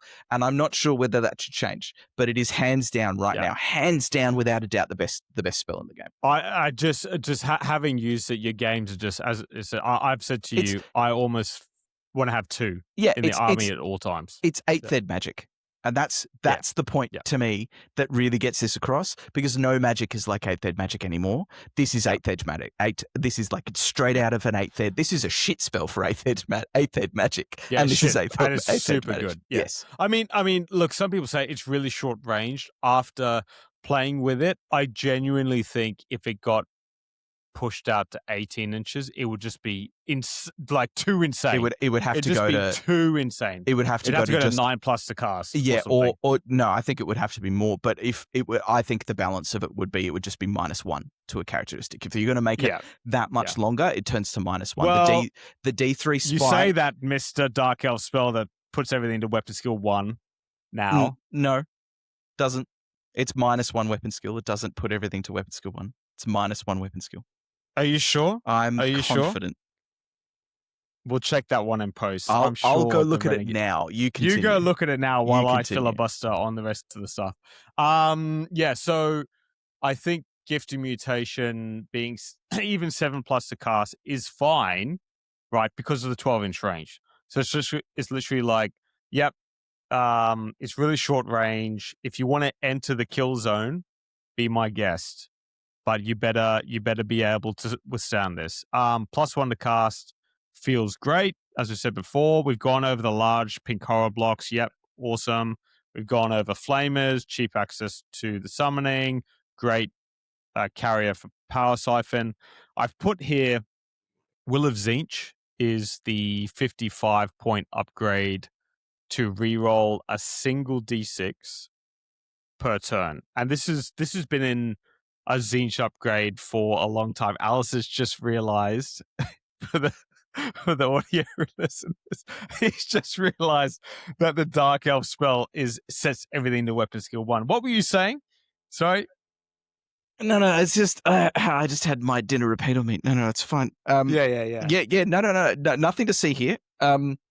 I'm gonna have to we'll continue on. I'm gonna have to reevaluate some ways that I've been playing Dark Elves. Yeah, correct. Seriously. Correct. Let's continue. So Will of Tzeentch, to let you in, is excellent. Is absolutely excellent, because when you think about it, when you're casting a spell, and by the way, the wording is any d6, so you can use it on a save, you can use it on a charge, it's very you good. can use it on a swift stride roll, etc. I hate that it's once per turn circular, meaning, of course, I'd love for it to be. I think it needs to. It needs to be again. I know. It's any dice, Alex. So it's not limited to casting rolls or dispel rolls. Yes, I know. But on a 5-up ward, you're only using it on casting, because this comes up so often. You roll your dice. Okay, here we go, Alasdair. I'm going to spectral doppelganger you. Oh, I've rolled a 5 and a 1. I've not cast it. Oh no, I have cast it. I've just cast it. Let's not risk this, because I need to make sure I win this. I have a very large chance of literally re-rolling that 1. If I get a 3 or a 4, I'm now at a 12 or 13. Cannot be understated how good that is, because there's been so many times, or in another scenario, you roll a 4 and a 1. Oh my gosh. All I need to roll is a 2 on a 6 on the reroll, and I've cast Spectral Doppelganger. It's an incredibly powerful tool. The wording hasn't really changed much anyway, even though I'm complaining a little bit, hasn't changed much across the editions. Great. Would explore that at all costs. If that came with some sort of lore familiar spell, you've got the perfect glass cannon Tzeentch Lord of Change right there. Do they fit the feeling of Tzeentch? I put here relying on the Lord of Change, Spectral Doppelganger, which is probably the strongest build, with no lore familiar, is, a bit feels bad, because you're the master of magic, and Cathay, everybody else gets access to the Media Hammer builds, all these other things, and you don't. in this weird way, Lord of Change currently does more damage than the Keeper of Secrets.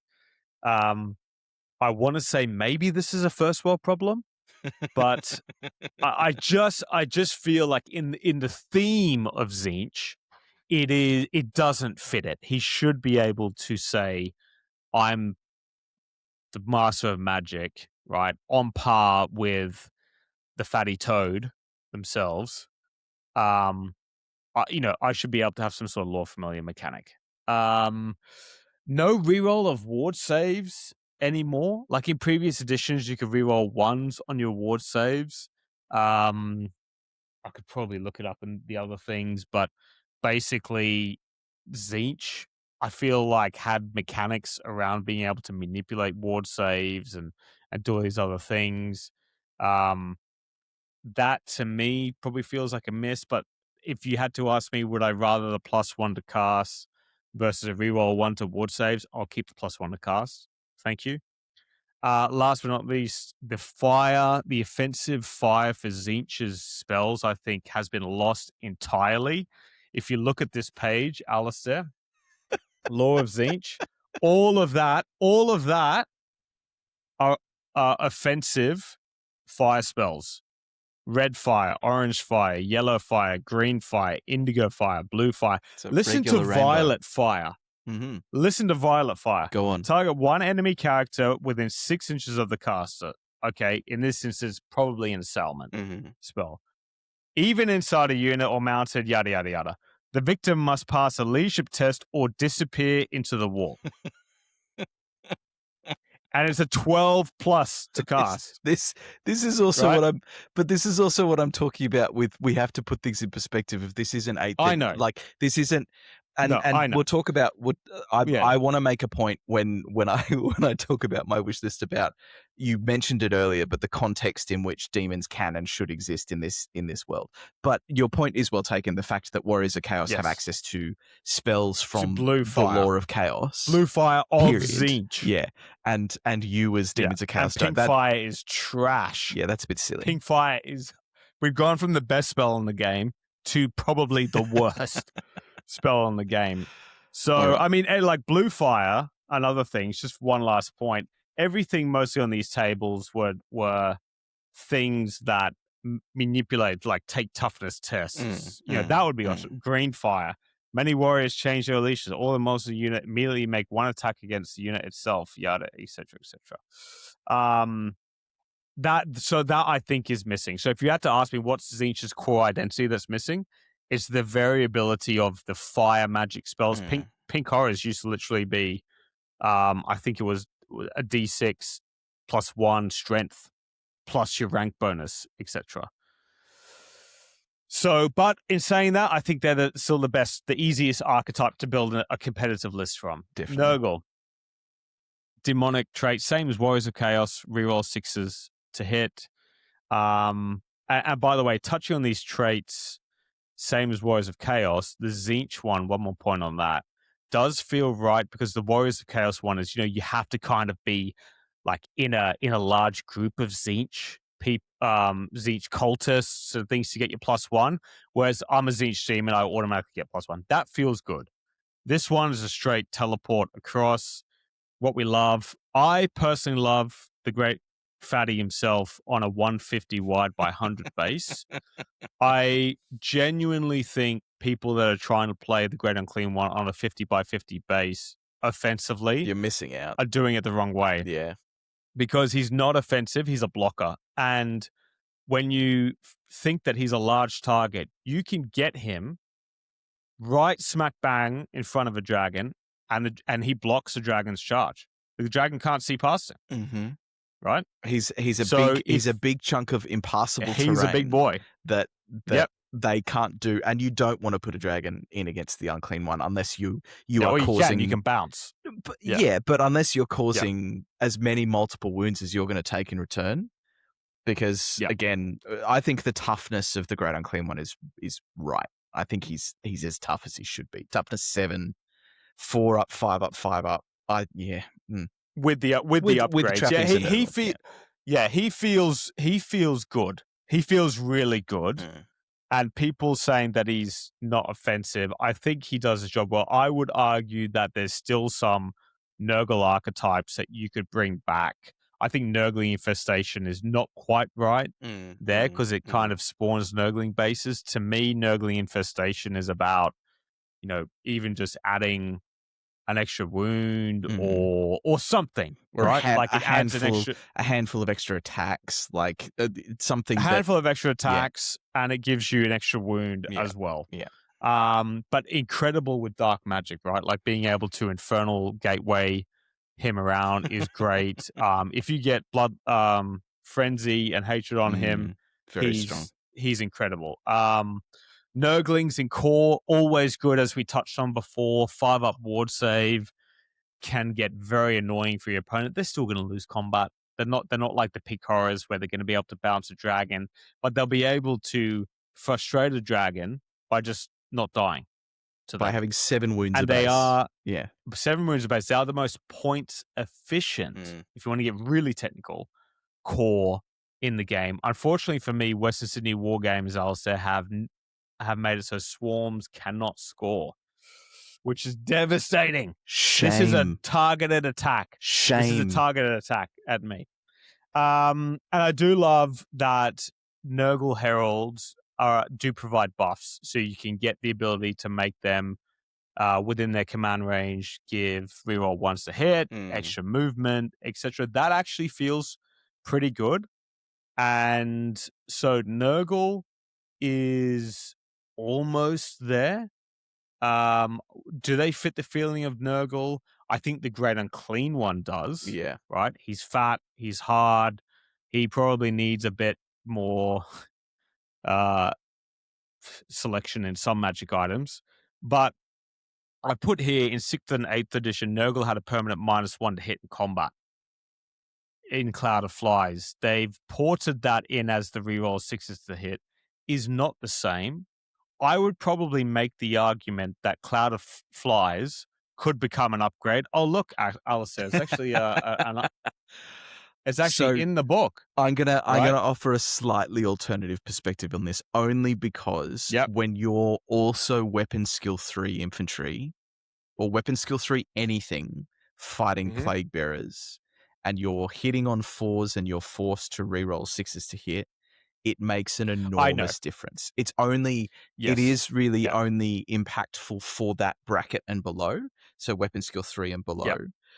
But maybe it needs to be then a leadership check when you go in against, or an initiative check or some sort of check when you go in against a Nurgle unit that gives that -1, because I don't think it should be an all the time thing because of how impactful it is. I'm advocating for just a character upgrade. As in, literally, it's in this one. It's a 40-point upgrade for the in 6th ed. You can make it whatever you wanted to, and you have a Great Unclean One, or even like a Herald, a Herald on a Palanquin of Nurglings, forcing you to reroll. The thing about, and we put here, Mono Nurgle has 0 output, right? If you remove the Great Unclean One with his Plague Flail, Plague Bearers have no AP, and they disallow regen saves. So what, right? Like, no one really cares about that. So there's a part of me that feels like the archetype should be really tough to go into, but don't take anything back. I don't think it should be to the point where they're standing around not taking any wounds. But gosh, does it feel like other armies when you go in there, you're fighting somebody, they've got their 3-up parry save, your weapon skill 3, hitting on 4s. Okay, the strength 4. Maybe you're winning on 3s, winning on 4s. You do maybe a wound, maybe. And even when they're attacking you back with double ranks, your toughness 4, but you're only able to survive on a 5-up, 6-up regen. It's not quite there, in my opinion. I think baseline is good, but something is just missing. Yeah, I mean, to put it in without perspective, making them too offensive. I'm inclined to agree with you. And to put it in perspective, we had a game, a 1,000-point game, where a Yep. unit of Plague Bearers went up against Black Ark Corsairs. Black Ark Corsairs, which are probably, if not the worst infantry choice that Dark Elves have, then among the worst that Dark Elves have. Yep. And the unit of Plague Bearers lost convincingly to Dark Elf infantry. And Yep. I think that more than anything else, like, yeah, they took a stand and shoot on the way in. Yeah, they were hit first by the infantry, but at the same time, that, if anything else, says that there's something wrong. That a strength 3, weapon skill 4 infantry unit with hand bows can do enough damage to convincingly beat Plague Bearers. Beat And them. it wasn't even that you whiffed a whole lot on the rolls, right? It was just there was too much for them to overcome. Yeah, and I just feel like they're this shambling horde. And again, coming back to 6th edition in the book, they've got Cloud of Flies included. That's a -1 to hit. They were weapon skill 4. They were strength 4, T4. They were T4, etc. And Stream of Corruption was built in, oddly enough, to the Plague Bearer block. So there's a part of me that just thinks when you charge them, you shouldn't take much back, but like, maybe poison, maybe it's they need I don't want to say another banner, but something like, how they get the spider banner, Yeah. which To brings improve poison up to 5+, or something like that. I feel like Nurgle's poison is more there. We'll let Val have a decipher. He can go through the holy texts of the 6th, 7th, 8th combat, but there's something missing because running mono Nurgle doesn't feel good because you just can't do damage. Yeah, I agree. It's just inadvisable out of them all, right? All right. Okay. Khorne, +1 strength on the charge. This has been around in previous editions as well. We love Blood Crushers, as we've talked about there. Really good. They got a 4-up armor save, 5-up ward save. They can get full command groups. They've got impact hits. They've got swift stride. They've got cleaving blow on the blood letters. Even though it feels odd, they still don't have furious charge. But of course, it always gets points out to me that they've never. They had frenzy back in 6th edition, but please God, no, not frenzy. I don't want frenzy baiting to come back. No countercharge. No countercharge. I don't know. Like, our demons wanting countercharge? I feel like that's a Slaanesh thing, maybe. But we'll take it. We'll absolutely take it. But they're a very safe option, is what I'm saying, right? Even though I've had some awkward moments with trying to fit them into things, my latest list, again with a Herald of Khorne and lots of Blood Crushers and lots of stacking combat resolution, has done very well. Bloodthirster impact hits, fantastic, because even if you get challenged out, look, there's one thing you can guarantee with a Bloodthirster, which is you're going to max out your overkill on a unit champion. Absolutely. So with his impact hits, you can potentially get to that 7 or 8 combat resolution, which means that the enemy unit's losing. So you can, as a grade of single behemoth, charge in against that crappy Empire State unit block of 30. One of the few that's capable of doing it, yes. Of doing it. Yep. Love that. Bloodthirster weapon options, as we've put there, fantastic. Blood Flail, great. With the Blood Flail, maybe we're going to on the charge. It's still good, right? Does it have a fly 10 monster? Does it have 2 weapon profiles or just the one?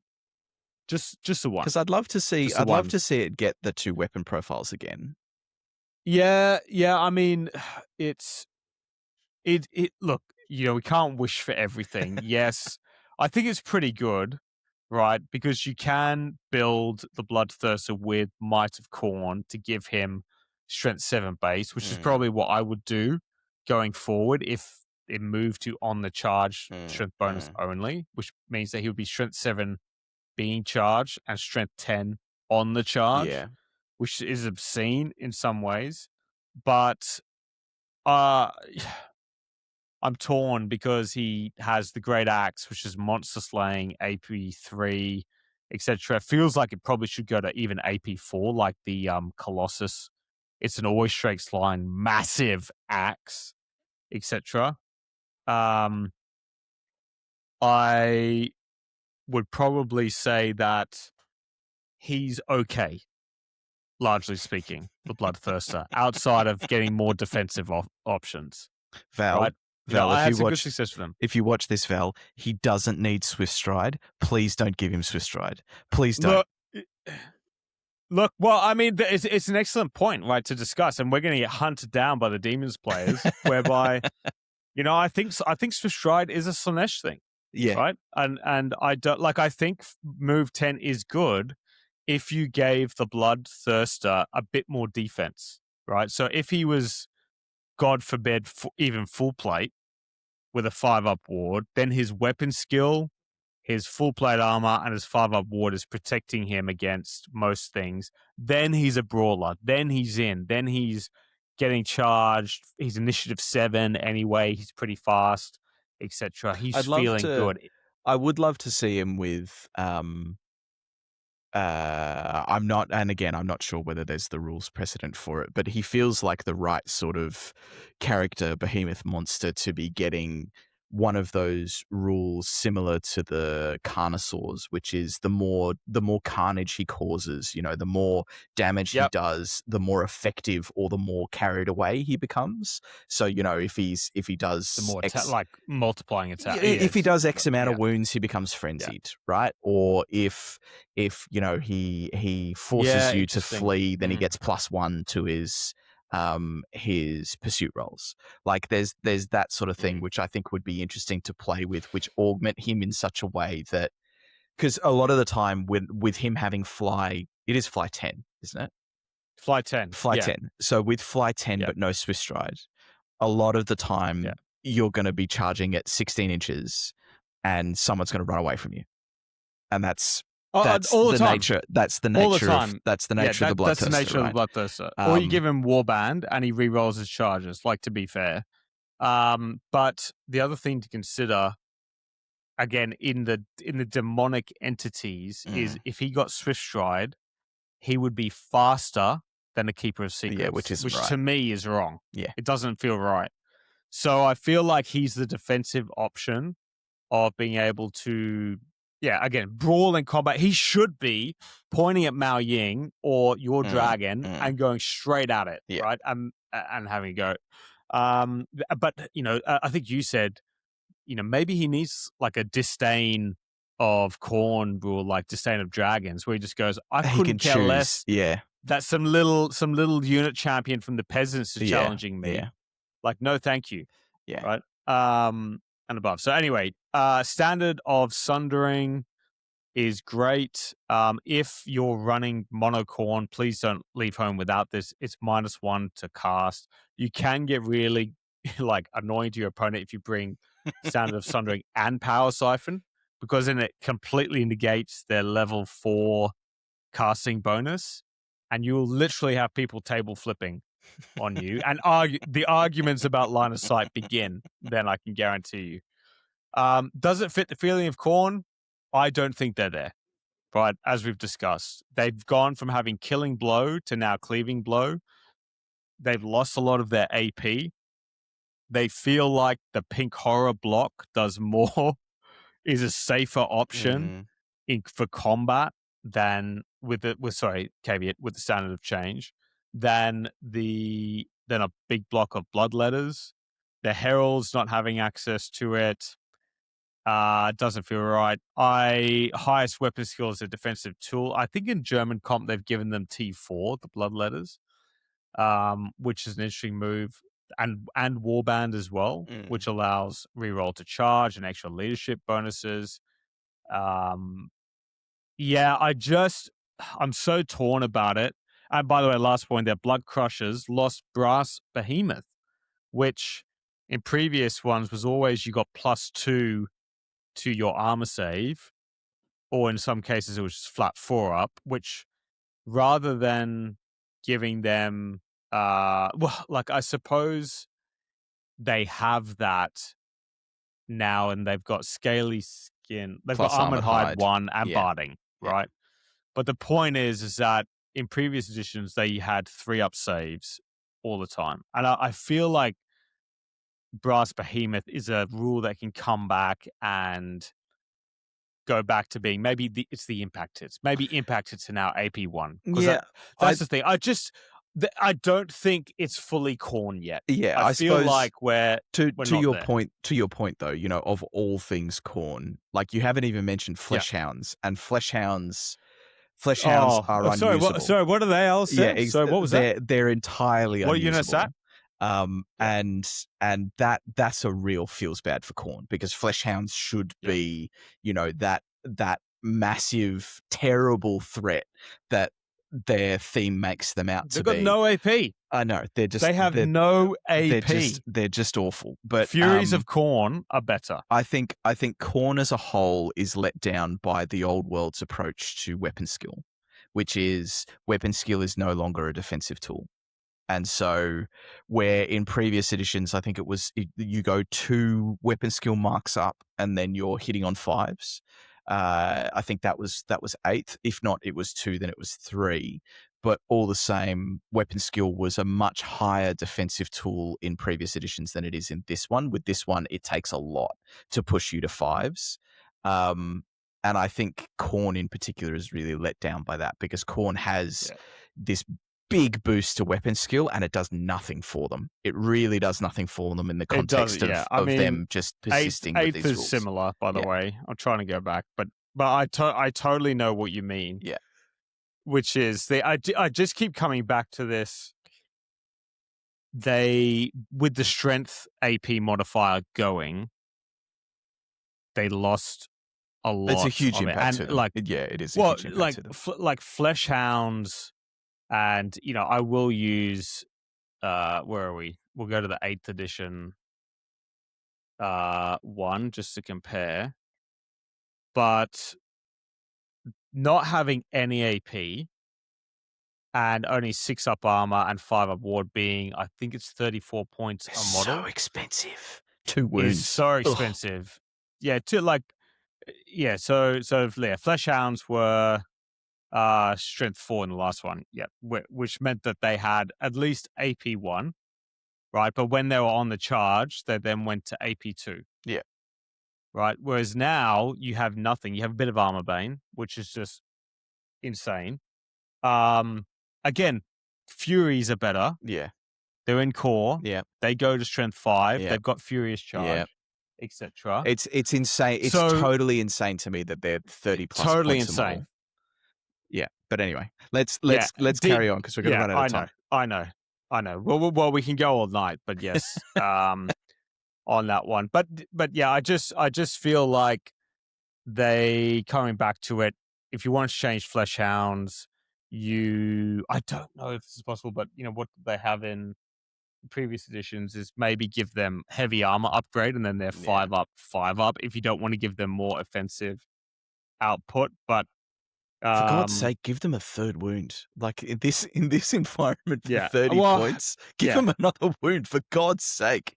Like they're but just at least they're heavy cavalry, right? Instead of war beasts, but they don't, or even give them impact hits, but they don't have Swiss Tribe, they don't have AP. Like, it doesn't feel, they're a meme option. They're a meme option. Anyway, what unit are you referring to? Slaanesh.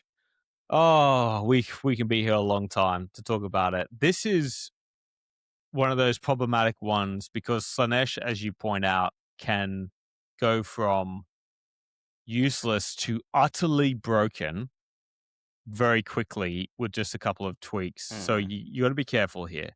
+1 modifier to the charge. Now they've had different effects. They've had negative to leadership modifiers, etc. In previous ones.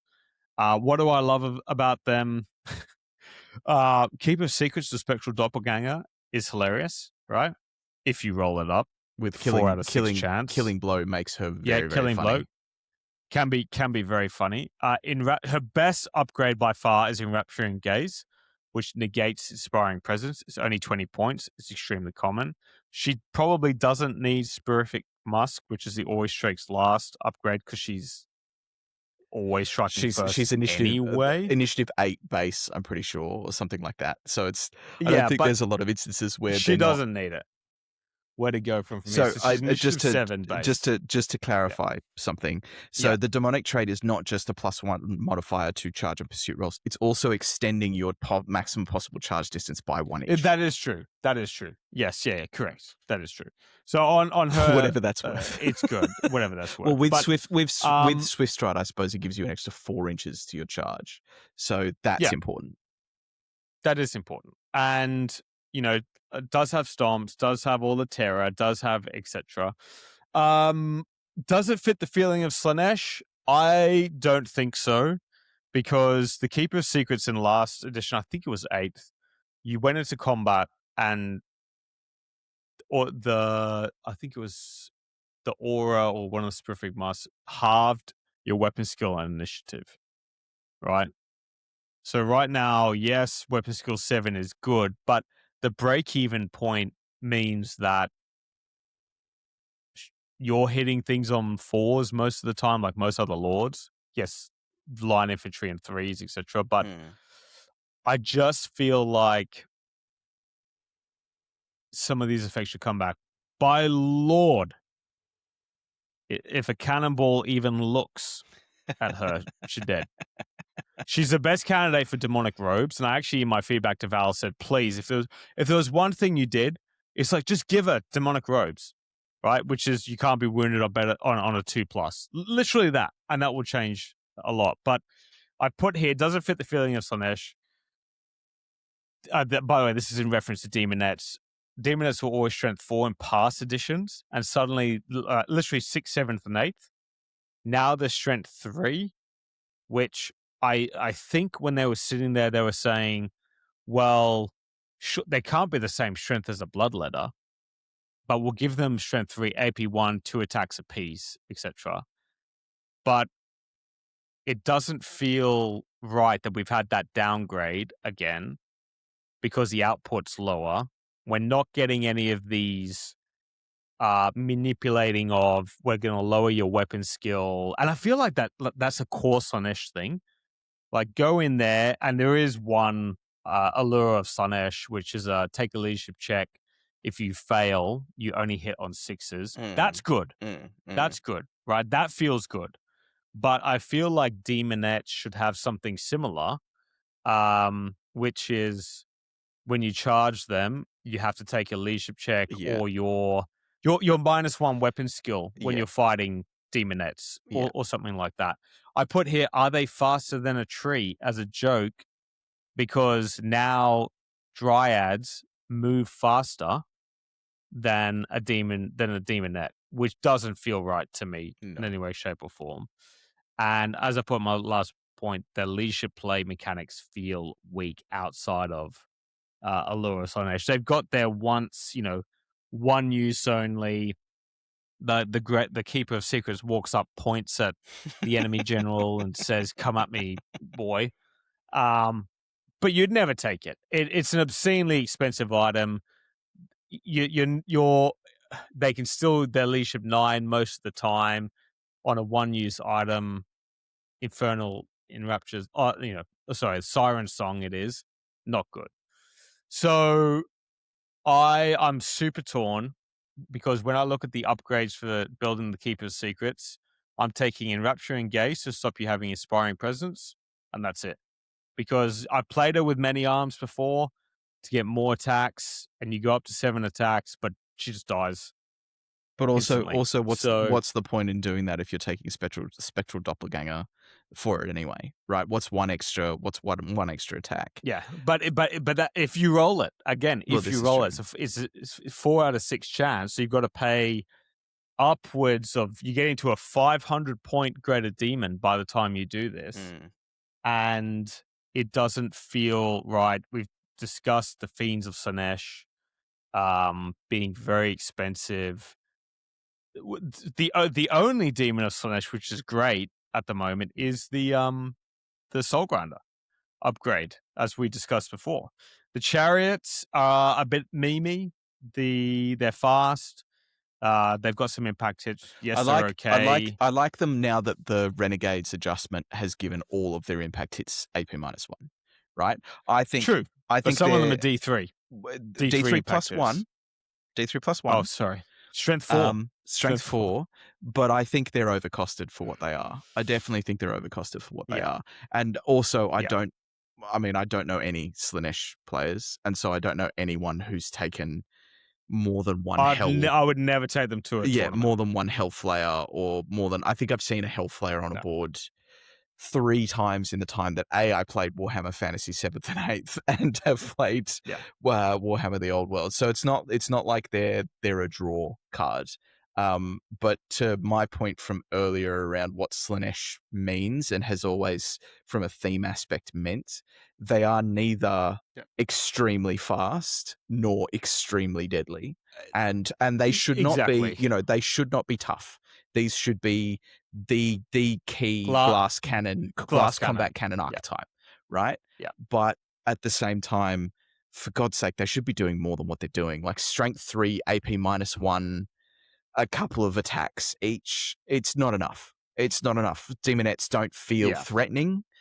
Seekers are a wet noodle. The chariots don't hit in the way that you feel that they should. They are really quick. I love the fact that they're movement 9 and they have Swift Stride, which is something a lot of chariots don't have, right? They're fast.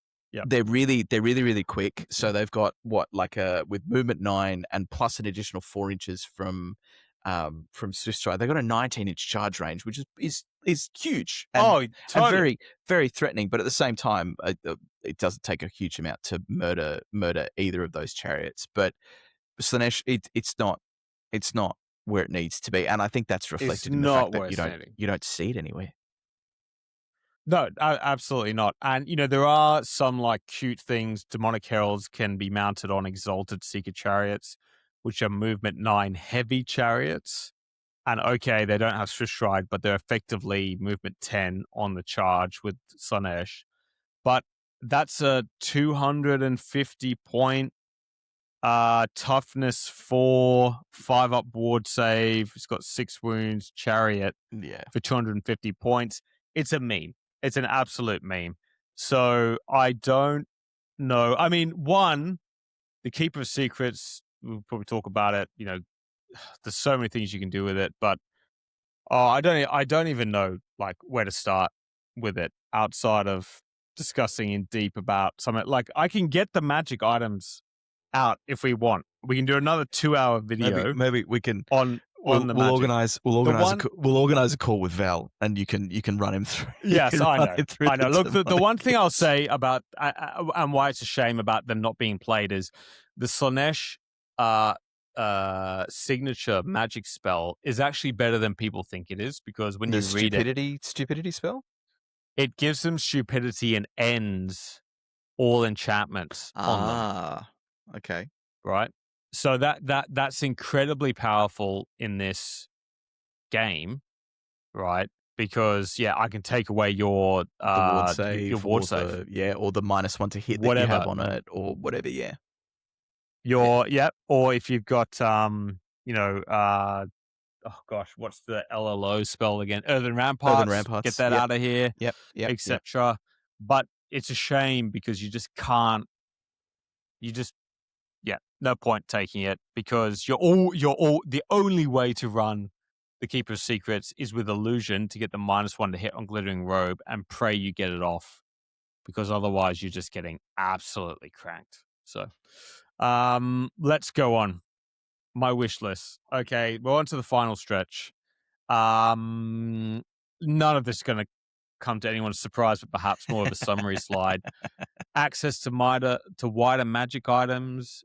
We've discussed this. Maybe that doesn't mean access to core common magic items. I think, unfortunately, that's probably just the simplest thing it is to do in the short term, outside of really going in and expanding out the number of items. Number 2, I've put here, make the Keeper of Secrets movement 10, right? Currently movement 8. Again, that means that with Swiss Stride, it's a 17-inch declare. Our Bloodthirst is 16. Does that feel right? I don't. Well, sorry, 17. It's an 18-inch declare with Mark Slaanesh. I think put it to movement 10 with Mark Slaanesh. That's 11 with Swiss Stride. That's the fastest thing in the game. And it should be, right? And just as it should be, just as the Bloodthirster should be the most punchy thing in the game. So the Keeper of Secrets should be the fastest. Yeah. I've also advocated that make Demonettes movement 6. Right? They're currently movement 5. Movement 6 goes hand in hand with the speed. I would even put Fiends of Slaanesh to movement 9. They're currently movement 8 because just speed is their weapon. And when an ogre's moving this at a faster pace than a demonette, that's a bit silly. Don't know about that one. Yeah, don't know about that one. Maybe reduce some points. I put here Fiends of Slaanesh, more expensive than Blood Crushers? ? I can't. What is that? What is this next word? I can't read. What are those units again? What is it? Screamers of what? Screamers of Tzeentch. Oh my gosh! Have we forgotten to talk about Screamers of Tzeentch, Alasdair? I completely forgot they were in the book. Probably because they're literally the worst unit in the game on a cost basis. Paddy Brown continues to tell me that because they're fly skirmishers, that automatically makes them better. And I said, mate, any day of the week, I will play you online with my Screamers of Tzeentch. And if I beat you with the list, and I will play to my best ability, I will buy you a whole new army. I'll print you a whole new army for free. Right? Funny how nobody's taking me up on that offer. Just terrible. The problem with I have there is that they do have some good abilities, right? They have a slashing attack, which is okay. Everybody rants about it, but in the machinations of the game, they fly 9. They have to fly over you. It's strength 4 attacks. You land there. It's so easy to block, right? Because they're on large bases, fly bases. You have to combo Gifting Mutation in to make them do wounds. It doesn't do much damage. You've paid all these points, again, that you could have just spent on Blood Crushers. Then they get charged and die. I had this game against Pete once, where we were trying a 1,000-point list, and I Gifting Mutationed his Stegodon down to toughness 3 and strength 2, or I don't know, whatever it was. And my Screamers each have multi-wound on them, on their Lamprey's bites. It took me 4 turns of combat with the debuffs, and I lost all of them but 1, and they finally killed the Stegodon. So, and by that stage, he'd wiped my whole army. So, there's only 2 ways to fix them in my mind without touching the entire unit itself. Is 1, you reduce their minimum unit size down to 2, so that they can just fly around and harass things, or you have to reduce their points by a bit to even make them viable. There's just not even. I will take Fiends of Slaanesh over Screamers of Tzeentch, right? Maybe Paddy Gallagher can take my challenge up and run. What am I going to say? Let's say 3 units of 4 Paddy Screamers of Tzeentch at the 2-dayer in June, right? And then we can call it I was wrong. Please God, because you know me, Al, so I always say that I admit when I'm wrong. Definitely, yeah, definitely. Please God, some access to AP. We've spoken about this. The parry changes came in. We have no way to benefit from them, and we lost the AP that we inherently have on our weapons, right? Even if it's a points trade off to something equivalent to a great weapon. Like there's nothing that frustrates me more than looking at Plague Bearers, who I'm sure have been able to take great weapons in the past, right? Or had something equivalent and gone. We'll have to get commented on that one. I don't know, but they were strength 4, right? Yeah, and poison the way it was. So, like, if you want to talk about Plague Bearers again, no AP, poison got nerfed. Strength There's no 3, output no output. there. Yeah, and really, if you made the Plague Swords AP 1, I don't think anyone's... like, to me, you look at it and you go, a Plague Bearer has the same AP as a Pink Horror. That doesn't feel right. Right. Yeah, we'll stay on that train. But talking about Plague Bearers, I think that they should get Horde. I think that's they're a shambling mess of bodies, much like how Bloodletters, some people are arguing, should get Warband. Perhaps Plague Bearers get Horde, just that extra 1 rank. Please, Twin Heads has to be moved to extremely common. Like every other magic item, like your Tomb of Furion, it needs to go to extremely common. And does it though? Pick and please fix Pink Fire. It is so bad. I cannot even begin to find the words. Or at least give access to Blue Fire, for God's sake. Well, I mean, look, ultimately that would be... You could literally just exchange Pink Fire for Blue Fire, right? Do whatever you want to do. But Pink Fire, Magic Missiles, 15 inches, is D3 plus 3, Strength 3 hits with no AP. So bad. It's so bad. But, so you just go, I'm always taking Gifting Mutation. Like, always, always, always, always, always, always in that instance. Yeah. The alternative is you give Pink Fire... what's this? Maybe I'm misremembering, but in some... Was it 7th edition that when you chose a magic law, you just automatically knew... You knew all the spells. Yes. Well, you just knew the base spell, like the version. And no, maybe... because I can't... Like, signatures were... I don't remember. Do you know what I'm talking about? I do, but I don't remember. I don't remember 7th ed. It's been 10 years. Yeah, I know. I don't remember 7th ed having signature spells, and this is like, prove me or please comment and let me know. We'll 100% be proven wrong. I feel like signatures came up as a thing in 8th ed, and it was, you always knew the signature, and then you would get plus whatever spells that you rolled up when you were generating spells. And I feel like it was that.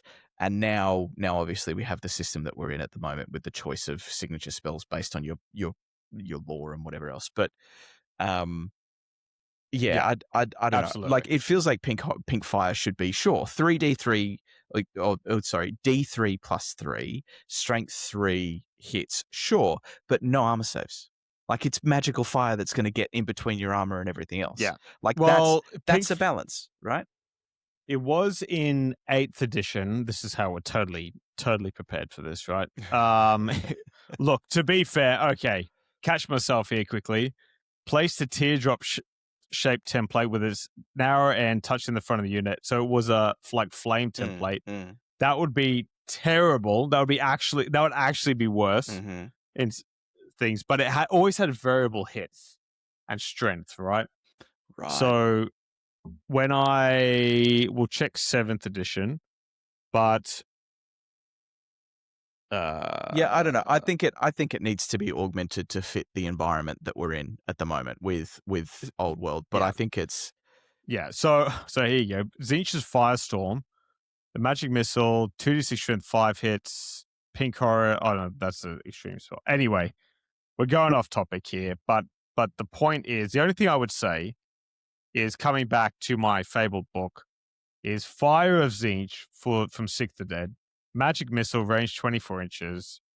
It inflicts D6 hits on the target unit, and then the strength of the hits depended on the casting unit itself.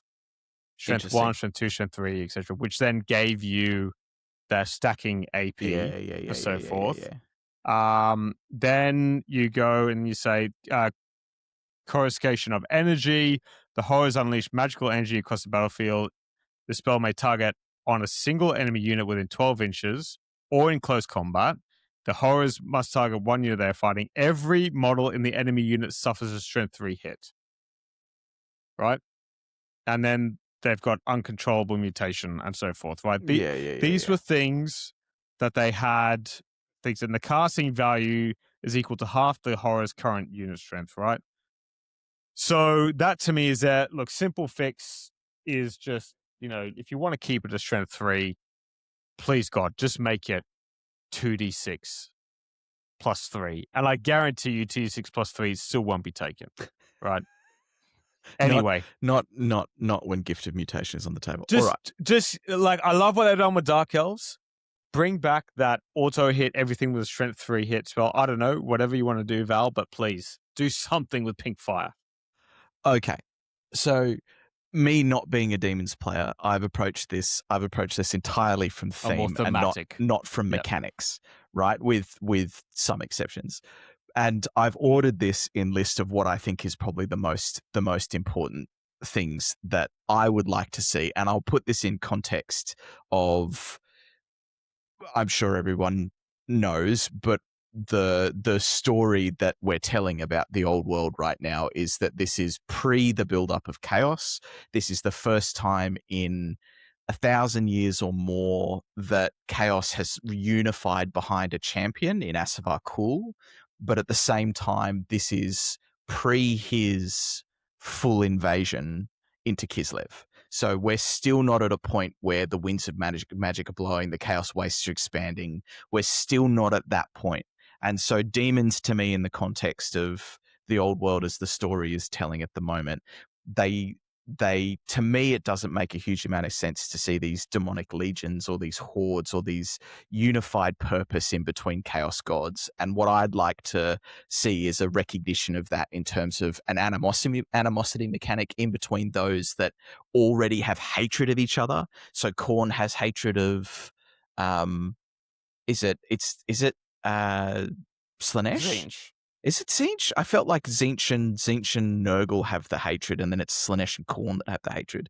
But I could be totally wrong. But either way, I'd love to see something represented. So if you're taking units from those factions that hate each other in the same army, there's something additional for you to have to sort of navigate or think around. Just that's representative Slaanesh, of the theme. Yeah. So but with that, I think that the ability for you to bring a monogod faction needs to be like hyped up in a really meaningful way. And I'd love to see that through additional special rules that reintroduce some of the old mechanics. If you bring, for example, a Great Unclean One as your general, right? All Nurgle units in your army gain Cloud of Flies as it used to be. So -1 to hit, right? And there's no benefit for other demons, but it's encouraging if you're playing mono god. Yes, yeah, it's encouraging you to bring units that fall under the same banner as a greater demon. And I also think they should be limited to greater demons because, of course, you've got this big representative of what is an entirely magical conceptual force. Well, that is a good point. Thematically, really, it should be 1+ of a greater demon or demon prince, in my opinion. Now, you say that, yes, but of course you have to give the flexibility for playing lower points, and you can't do that. True. You can't do that by demanding a demon prince or a greater demon. Yeah. Like maybe it's once you hit 2,000 points, you must bring a greater demon. But in the old world context, okay, yes, right? I retract my statement. So, but the third thing that I think is most important is have the infantry be representative of being that elite again. Like you think about the lore of chaos demons, where they are entirely magical elemental beings that are the distilled essence of these extreme human emotions. And because, of course, they're brought into being by conscious beings, they're all representative and reflective of those beings and how they interact with the world and the highs and the lows, the corruption they experience, the things that their psychic presence applies to the world. And to me, the core demons have always been that representative, iconic. This is that representative of that thing. The greater demons are that taken to an extreme. but the core infantry, demonettes, plague bearers, bloodletters, horrors, they should be more strongly representative of their chaos god, particularly for their points. And so that's why I'm thinking, do you reintroduce things like taking bloodletters back to strength 5 and giving them killing blowback? And do you give demonettes an AP edge to make them like I have a passage from a book and I can't remember what it is. It might be Tempest Riders. It's a really old, really old, either short story or novel from Games Workshop, and I'm thinking like 70s or 80s, and it's this sequence of a dark elf party has landed somewhere in the Marienburg Wastes, and they are establishing a cult of excess, and they're tricking everyone. It's sort of this almost cosmic horror story, which is really great. I mean, the quality of writing that used to exist for Games Workshop. But there's this scene in it where there's a party of like either extremely heavily armored knights or extremely like the best of the best that the force is able to muster when they're trying to crush this cult. And it's a handful of demonettes, and they step in amongst this group of armored men, and they carve through them, and they take them apart, and there is nothing left but blood, and the protagonist of this novel standing amongst carnage and now surrounded by a bunch of demonettes. So there's something about that speaks to me for them, but equally, you look at that for, I mean, plague bearers are supposed to be these giggling, laughing idiots that just keep coming because they're overjoyed with Father Nurgle's blessing, and they it doesn't matter that their guts are spilling out or you carve their heads open, they just keep coming. Bloodletters are supposed to be these 7-foot tall essence of hatred and rage and everything else, and horrors are these cackling, forethoughtful but powerful little demons that split in half into 2 little copies of themselves if you kill them, because that's just the quirk. And so it feels to me, that there is this huge opportunity to revisit that. And I maybe it's asking too much of Val, because it's already such a massive project to look at this and go, how do you bring all of that back? But it just feels like this great opportunity. And maybe, I don't know, maybe it ends up being wasted effort, because eventually Chaos Demons get re-released and they're shitter than they used to, than, whatever reimagining of them that you have. But at the same time, again, from a theme point of view, there's a real missed mark, and maybe addressing that helps to bring back a little bit of the love and a little bit of the mechanical efficiency of some of these units. Yeah, for sure. And we should say, probably as a final point, really is we're trying to provide, this is constructive feedback. Like some people might come along and say, our demonettes in 8th edition, they were strength 3 and they only had AP 1. That's what you've got, Alex. Like, what are you talking about? But the game was different than it was. Magic was insane, etc. We're just trying to get back to that core feeling, and thus give us something. But I wholeheartedly agree. My prediction, after now that we've been going for over 2 hours on this and exploring these themes in much detail, but it's an important topic, is that I genuinely think the guys at STS went, this is too much. Yeah. We've only got a limited amount of time to look at these things. And if we go down and try to build a proper fleshed out army book, it's going to be twice the size. We have to play test 4 different armies. But Alex, it's representative in the simple fact that we're about to see a Warriors of Chaos refresh, and we've seen a Marauders of Chaos refresh. Yep. I think it's representative in the fact that they're looking at them first, in that the releases that we saw for Warriors of Chaos and this book were not what they had envisioned in terms of what we want Chaos to look like. Yeah, very true. Yeah, so very I true. agree with you. I think these are a templated bunch of units that have just been brought across to paper over the hole in the wall, and that's sort of it. But yeah, anyway. Now, I will say this, there's one image which we'll post. I don't know if you can see it very clearly. It is of a combined force of a Chaos Sorcerer on a disc, the Birdman Sorcerer, Pink Horrors, some Warriors of Chaos, and some Screamers. That image from when was this book? 2002 is why I started Warriors of Chaos in the old world entirely. Is because that is an image from our childhood. I said, that's the army that I've always wanted for Chaos. And maybe that's where we're going, Alasdair. Maybe the point is I have a strong suspicion something like this. I have a strong suspicion that the way we see demons coming back is in unit profile inclusions in Warriors of Chaos. And we have a Hordes of Chaos army again. But anyway, we do. The last special spice. Do you really? Okay, go on. Well, I don't think we don't need to. I think there's just some extra abilities. Master of Sorcery, that's the lore familiar. Valve just added in. Nurgle's Rot. For people who don't know, enemy models in base contact with the demon at the start of any magic phase suffer a wound on a 6 with no armor saves allowed. You could probably even make that the end of the magic phase. You know what I mean? Or something like that. Armor of Khorne gives 3+, please. 3+. Not broken. It'll be 4. If it's brought back, it's got to align to rules. That's fine. It'll be 4. And then there was Soul Hunter. So these are just extra things. If there was anything, if there were only 4 items you had to add flexibility in, is there you go, Val. In the same vein that you said at GW, just GW, just drop them in. Just drop these in, and we're away. All right. On that happy note, at 2 hours and 22 minutes, in what we anticipated it being an hour-long episode, here we are. No, we knew it was going to be an hour and a half.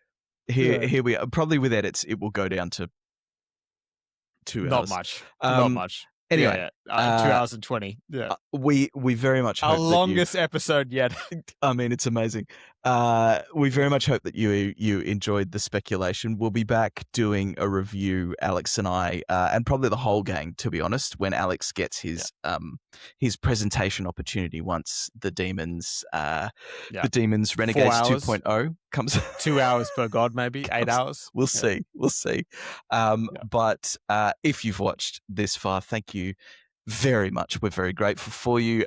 If you'd like to become a patron of the Old World Behemoths, you'll be able to find the link in the show notes or description wherever you are watching or listening to this episode.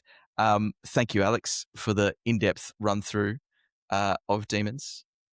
Thank you for the ramblings. I think it will be hopefully a good resource for people out there. My last leading words are, even though Demons might have some lackluster parts, they do have their strengths, as we've put. You can go back and watch them. Give it a go. Would love to see more Demons players. Year of the Demon. On that happy note. Year of the Demon. Thank you so much, everyone. Before kids love. Have a good night. We'll see you next time. Bye, everyone.